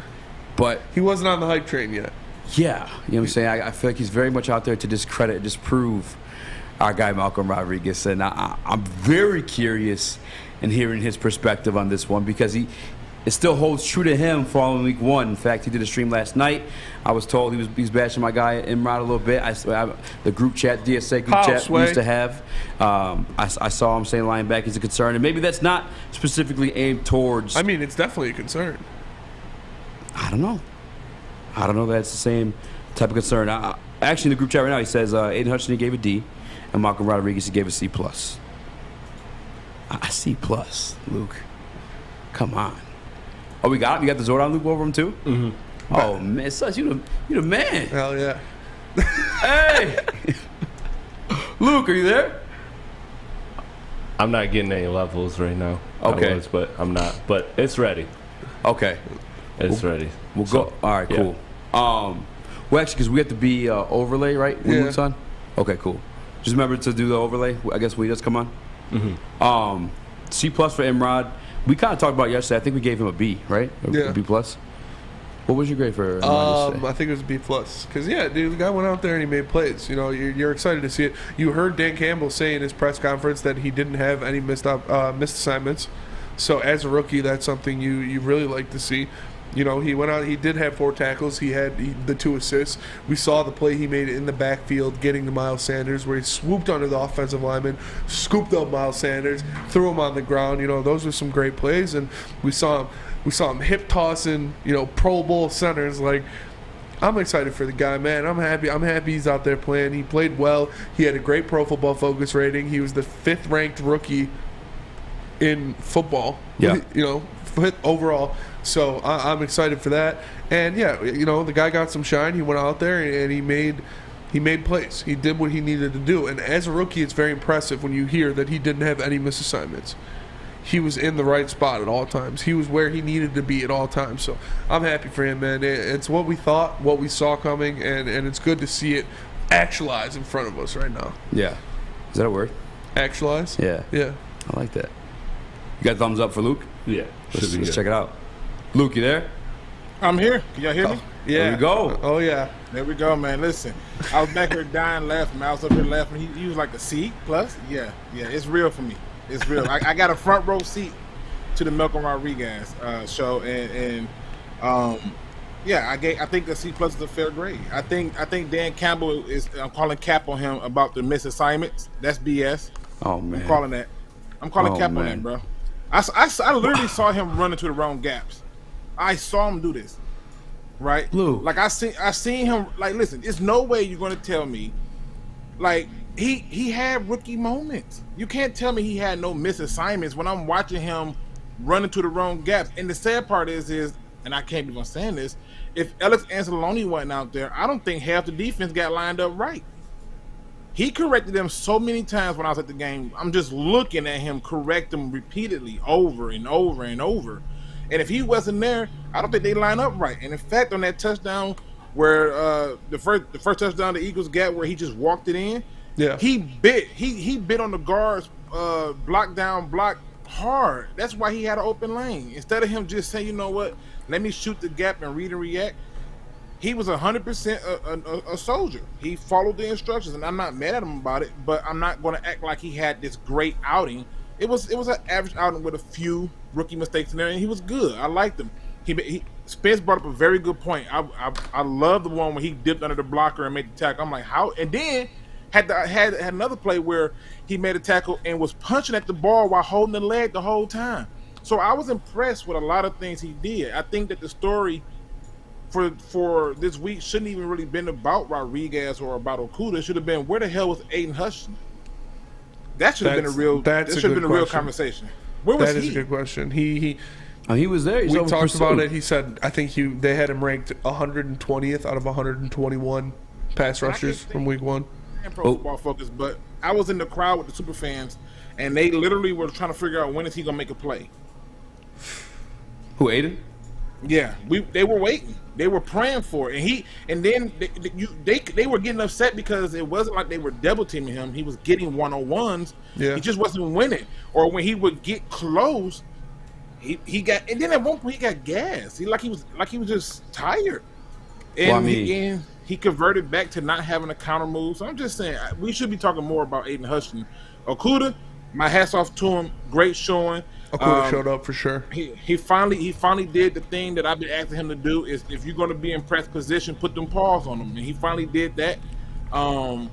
Which was his thing at Ohio State too. Yeah. But at Ohio State, he never touched nobody. He just ran with him because he knew he had safety help, and that front seven was ridiculous. Oh, he used to abuse receivers at Ohio State. Oh yeah. He abused. That's why I was like concerned about him a little bit when we drafted him, because I was like, I don't see too much coverage versus like him just jamming the guys, you know what I'm saying, at the line and not even really giving him an opportunity, or the quarterback's not even looking elsewhere at that point. Yeah. I mean, no, he abused the small time guys. But if you go back to that Ohio State versus Michigan, Donovan Peoples-Jones and them, they were killing him.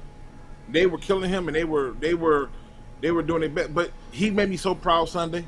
I was so proud. I could not have been more happy to eat crow for one game. And I was happy. For Okudah. I was happy to eat crow for one game. I didn't think that Rodriguez would start, even though I think that it's an indictment on this team as a whole that a 6th-round pick can come in here and start. I don't think he starts on any other 32 teams, but whatever. I mean, the 31, but whatever. He came out, he performed. He was probably our best linebacker out there. For sure. So that's cool. But yeah, hey, the real at least we got that out of you. At least we got that out of you. I'm honest. I'm fair. Where was Aidan Hutchinson though? I mean, this guy there. became. Yeah, he was there like in Casper. Like you can reach through him. Oh my God. You can you get he go through walls. I mean, he was not a factor. Yeah. And me watching the game, I think a lot of the points were like, I guess where Hurts would run would be because of pressure due to Aidan Hutchinson. He just unfortunately couldn't finish when he got there. Hey, I'm not lying. This is all on tape. Okay. And then you talk about being out of breath. Like, yeah, you're going to be out of breath when you're chasing down Jalen Hurts, like, after the fact. The game of football is how many minutes? 48. Okay. And if you're looking at the game of football, which is a 60-minute game, right? But you're looking at a game of football in its entirety. It's a 60-minute game. Look at that whole second half. Where was Aidan Hutchinson? Look at from the second quarter on out, and from those 3 little pressures, where was Aidan Hutchinson? We crucified Jeff Okudah after getting torched, burnt, abused, and belittled by probably a Hall of Fame receiver in Devontae Adams. But we're not going to talk about a guy taking 2nd overall who gave you absolutely nothing in his first game. It was not a good showing. Do you think that's on him? Do you think that's on the defensive coaching staff not getting him ready to play against a guy like Jalen Hurts? Because it did seem like he was over pursuing a lot and lost Jalen Hurts when he'd try to get to him and Jalen Hurts would just step to the side and rush for 15. So do you think that's on Aidan Hutchinson over pursuing and trying to do too much, or the defensive coaching staff not getting him the right skills, not getting him prepared correctly enough for a guy like that? I think it was more on him trying to do too much. There was a few plays where he just forgot that you can actually do a counter move in this game, right? Like he and then he started converting back to trying to do things that he figured, okay, this will work, and them linemen wasn't having it. When he tried this swim move on this one pass play, and it was the laziest swim move I ever seen. That's when I'm like, he got to be tired. He didn't even want to swing the arm. And then when the quarterback finally decided to break out to the right, it was not even a real chase. It was like, okay. So I think that it was more so him, where he just it was a lot going on. He wanted to prove that he was worthy of that 2nd overall pick, and he came out trying to give it his all, but at some point he gave it a little too much and got gassed. I mean, you're chasing down Jalen Hurts, you're gonna get gassed. I mean, that's he's probably he's number 2 under Lamar Jackson in terms of like rushing quarterbacks. Yeah. Maybe creeping up at I ain't gonna listen. Yeah. Lamar Jackson has an MVP, bro. But you know what's funny though? For 3,002, But you know what's funny though? When the Lions played the Ravens last year, they really contained Lamar, and Lamar is faster than Hurts, and they contained Lamar. That's why I think they just, I don't know what they didn't have a game plan for it. He went out there and did the same damn thing he did last year. I think the game plan was there, but I think they were too trusting of their guys. They figure he's going to have to fizzle. I think they were just way too trusting of their guys. And it wasn't until that fourth quarter that you started seeing a spy guy. You started seeing some more blitzes. I'm like, we should have been blitzing earlier. And to me, there were two pivotal points in that game where I was like, yeah, that's a bad decision. You know, you get DeAndre Swift running crazy early on. You get a 3-and-out from them, get the ball back, and you decide to pass the ball. Why? Run it again. Real quick, Luke, we got to pay some bills real quick. You mind taking it through us with a break? Yes, sir. All right, Spinny, what's the best way the Lions can address this defense? You know, the Lions need some help on defense for sure, and if they need real help, they should go to Guardian Alarm, because summertime is here, and that means spending more time outside. Let Guardian Alarm give you peace of mind while you're out enjoying the sunshine. Just call 1-800-STAY-OUT. That's 1-800-STAY-OUT. And you can rest easy knowing you have 24/7 protection on the things that matter to you. Call 1-800-STAY-OUT and let them know Woodward Sports sent you. We are the Woodward Heavyweights. We will be right back. You're an ugly guy, and that's okay because you've outkicked your coverage with your significant other. Well, that's good news for you. Their hotness and your notness could get you front row tickets. The Woodward Sports Network is giving you a chance to sit front row for the Detroit versus Washington football game. That's right. We're looking for the ugliest guy and the hottest girl. So fellas, come on. If you know you've outkicked your coverage, here's your chance. Post a pic of you and your superior-looking partner on Twitter or Instagram with hashtag Woodward Front Row. Follow us and tag @Woodward Sports. Hurry, because we'll be selecting a winner September 16th. We can't wait to see you. Well, her. From the network that always outkicks the competition. Woodward Sports.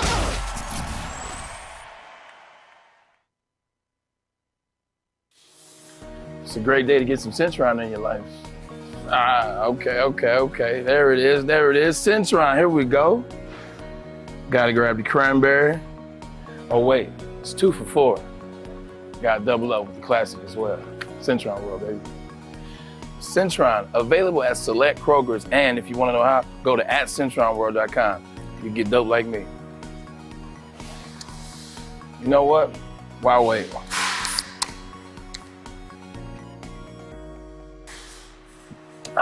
Great taste, guaranteed. Hi, my diamonds, it's Crystal with an X. You want to get hot and perfect like me? Here's my super easy routine. Drink at least a gallon of water before you wake up. Attach a weight to everything in your house. Hello? Sell your car and just sprint everywhere. Scream when you exhale. Don't follow Crystal with an X. Do your own thing at Planet Fitness with tons of equipment and free fitness training in our clean and spacious clubs. Join now for just $10 a month and cancel anytime. What's going on, everybody? It's Spencer for Big Frog and Novi, and right now you can get a free Woodward Sports t-shirt. That's right, a free Woodward Sports t-shirt all month long at Big Frog and Novi. I don't even have one of those. Only t-shirt I got is the Draft Cocaine shirt, and I can't wear that because it's got Adam's face on it. So just stop in and tell them we sent you, and they will print you out one on the spot. So go to Big Frog Novi today and get your free t-shirt, or visit them online at bigfrog.com/Novi. What up, though? Welcome back to the Woodward Heavyweights. I'm your boy Eazy, joined my man Spin More Rex. What up, though? We got Young Sus and TD Booth with this long ass neck. My guy JB Smooth with the 1s and 2s, and we are joined by the craziest man on YouTube, Luke Zordon G. The craziest man. What up? What you say? I'm just saying the craziest man. I wouldn't say the craziest, but most straightforward and looking at things in a different perspective, 100%. See, that sounds like something Alex Jones would say. I'm just saying. I'm just saying. The water makes the frogs gay. He was number one crazy. He got kicked off YouTube. He took his spot. Hey, that might be true. I'm just saying. Like, I'm even in the chat. I'm even in the chat looking at what y'all saying. I'm like, listen. Yeah, I don't buy that he didn't miss no assignment. I don't think that it's smart for a guy who is a player's coach to be critical openly to the media of a 6th-round pick rookie in his first game. No, I'm gonna big him up and I'll chew his ass out afterwards. Excuse my French. No, I feel like you have more open window to criticize because he is a 6th-round pick, and he was He's critical a fan favorite from Harlem. When he was asked about Aidan Hutchinson, who I think that'd be the person you want to coddle. You know what I'm saying? The guy that you took number 2 overall. And plus, but you notice they didn't ask him a lot of questions about Aidan Hutchinson as you would like to see. They were more focused on what Swift did. They were more focused on the comeback. They were more focused on Malcolm Rodriguez, and he let it happen because he did not want to talk about what Aidan Hutchinson did. And after the game, he had an interview. I can't remember who it was with, but he said something to the fact that, this was their first game, and they would get better because of this. Yeah. When the one person did ask a very specific question, TJ Lane, that's what it was. He asked a very specific question about the first game of Malcolm Rodriguez and Aidan Hutchinson, and he said, this was their first game, and they will be better because of this. And I went, yeah, don't lie. He's very strategic in what he wants to say, and you saw that on the last episode of Hard Knocks. He took so long to answer that question to get it right. He's not going to criticize that guy. He did take a minute to answer that question. Yeah, he's not going to criticize that guy. Just saying. The Detroit Lions are a team. It's like, spit it out, bro. Come on. Like, what are you doing? I was sitting there and it took literally 20 minutes of my life. I was like, come on, Dan. You guys spit that shit out. Dan Campbell's not one for coach speak. Let's be real about it. As soon as he came here, he was cursing, swearing, talking about biting off kneecaps. Like, Dan Campbell's not coach speak type of guy. He says what's on his mind. He ain't holding nothing back. I love you, Luke, but you weren't the defensive coordinator or linebacking coach for the Detroit Lions in the game plan. Nope, I'm not. I love you. I just don't. I don't have faith in you identifying misassignments over the head coach of the team. But that's true. But that's true. But I did play linebacker, and I am familiar on what I'm supposed to do in certain positions and roles and downs and distance. And I can tell you right now, he overran some plays, he overpursued some plays, he missed some tackles, and it is what it is. It's the reality. Like I can go. We can go back to talk even with Braylon. Braylon can tell you, like, I'm not the head coach, but I can tell you when a receiver probably ran the wrong route. 100%. The wrath of Zordon. That's a lot easier to see than like when someone takes a gap. That's their assigned gap versus like, oh, they're supposed to take this gap. But nonetheless, the Aidan Hutchinson stuff, I do.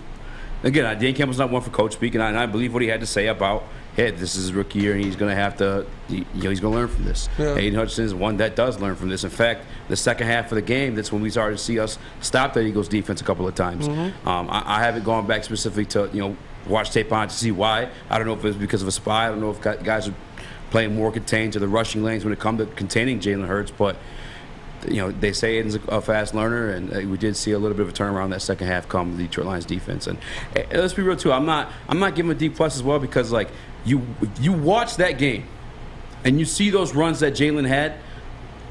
Very rare, very few of them were designed runs. Yeah, they were due to the pressure by Aidan Hutchinson, by the Detroit Lions in defensive front, and that's when he took off. And I think Dan Campbell said something along the lines of him, Aidan specifically, to keep moving his feet in those situations. I did put on, some of the plays, because I know who's Jackson Kruger's another guy. YouTube, he'll break down some plays, first round picks and stuff like that. I was trying to see if he had anything out yet, but I played the highlights of the game footage, and there was one where Aidan was back there, and I did see him stop his feet and reach for the tackle rather than. And now I finally know what he means by keeping his feet moving in those situations.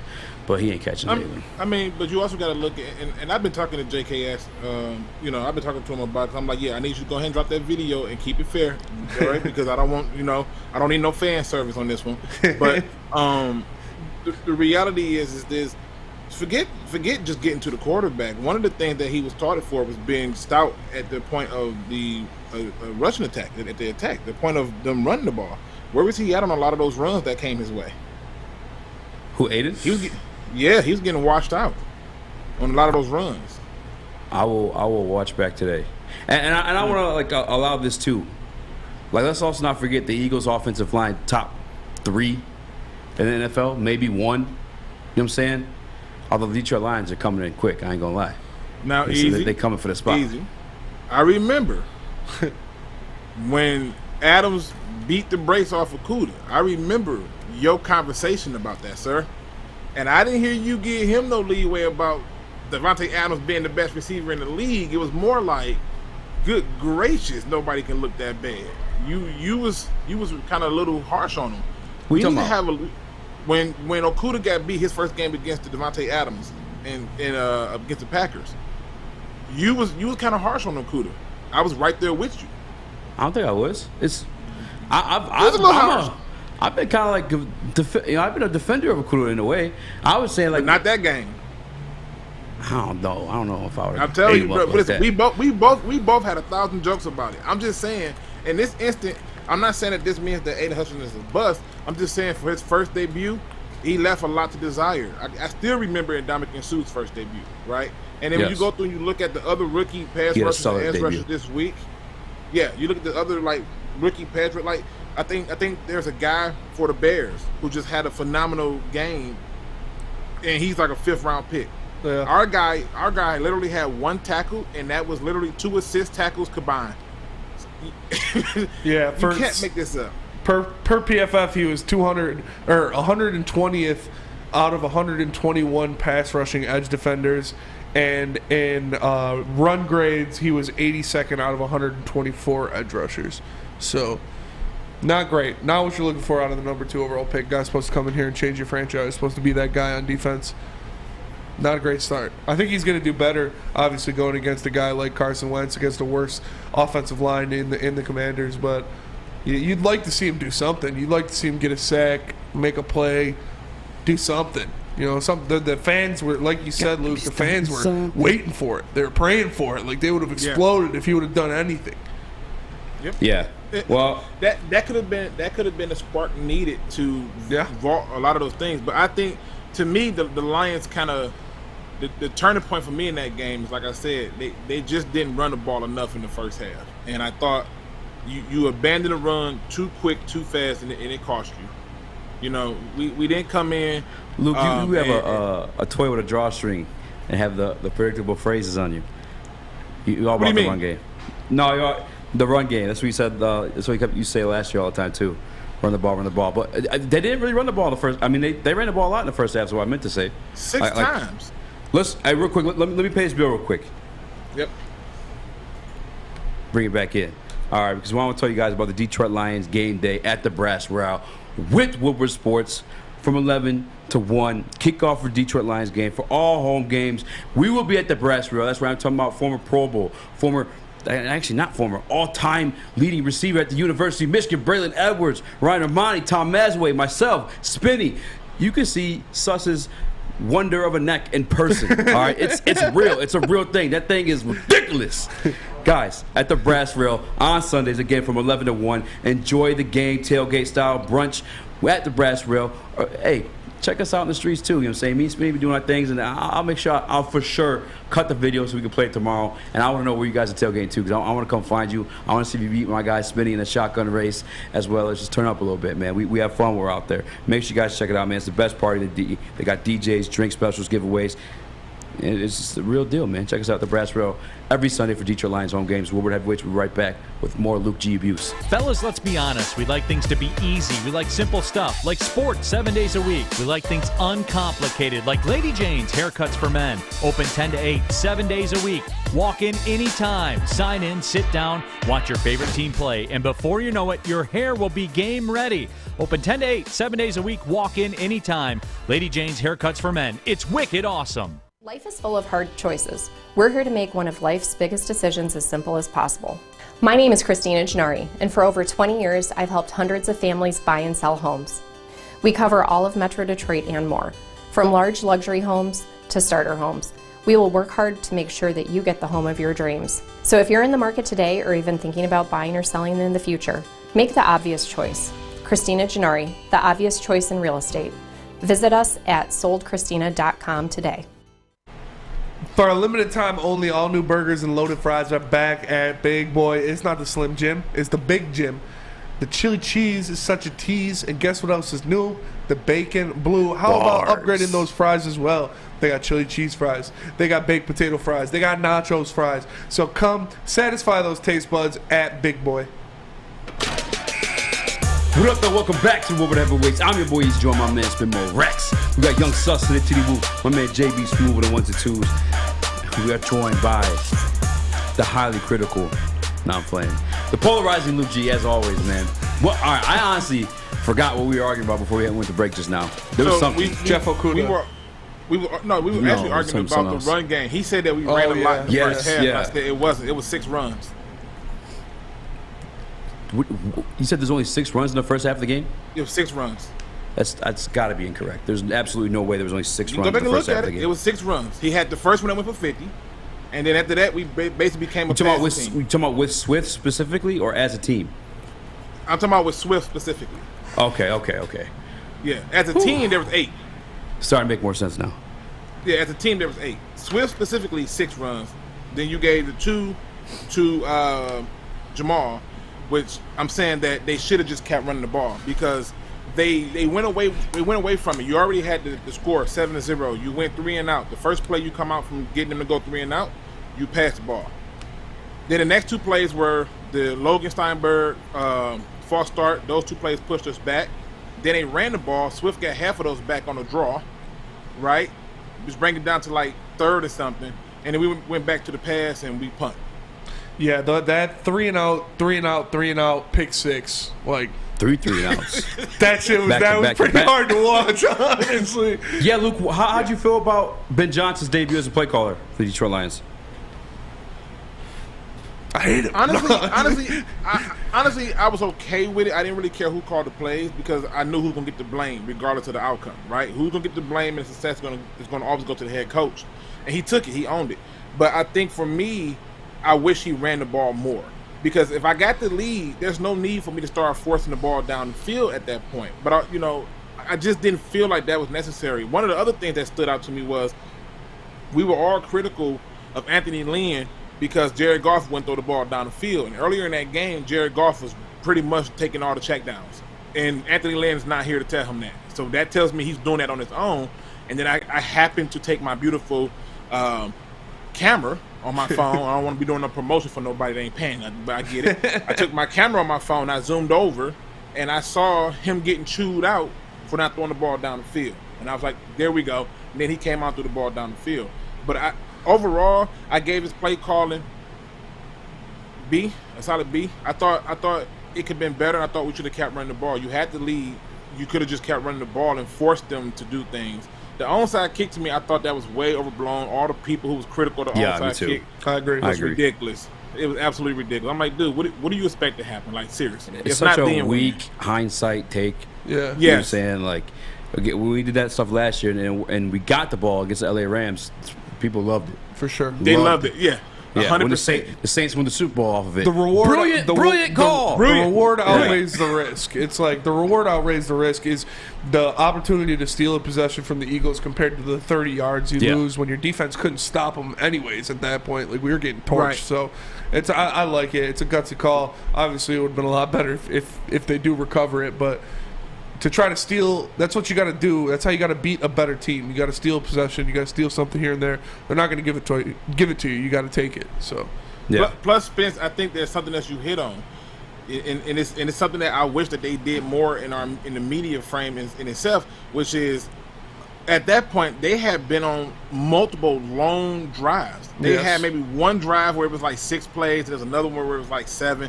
But for the most part, those were 11, 15, 16 drives, and you had a defense that was gassed, and you figure, you know what, y'all gonna show me and have a statement. And if they're gonna score, they're gonna score and not chew up most of my third, quarter clock. And so that helped in my opinion. Now, what I didn't like was the execution of the onside kick. He botched it. For sure. But that's not what they're talking about. They were on Dan's head about even doing it. They did the same thing also to Lovie Smith over at the Houston Texans, like, oh, you took the tie, but he's smart. The tie don't hurt me. It's not a loss. Yeah, definitely. The loss hurts me, right? Yeah, what happened with that situation? So basically, they took the tie. So he had the ball. It was about 26 seconds left on the clock. The other team didn't have no timeouts. He didn't have no timeouts. It was 20-20. The media and the fans wanted him to try one play to the end zone. He said, nope, I got David Mills, and right now it's a tie. He let the clock run down and punted it. And punted it out of bounds. So there was no chance for nobody to win the game because the tie is not a loss. It's not a win. Yeah. He made a smart decision, and he got crucified for it. Yeah. Hey, well, Luke, I appreciate you joining us, man. Yes, we got to close off the show. One more time, shout out your YouTube channel. People can check you out.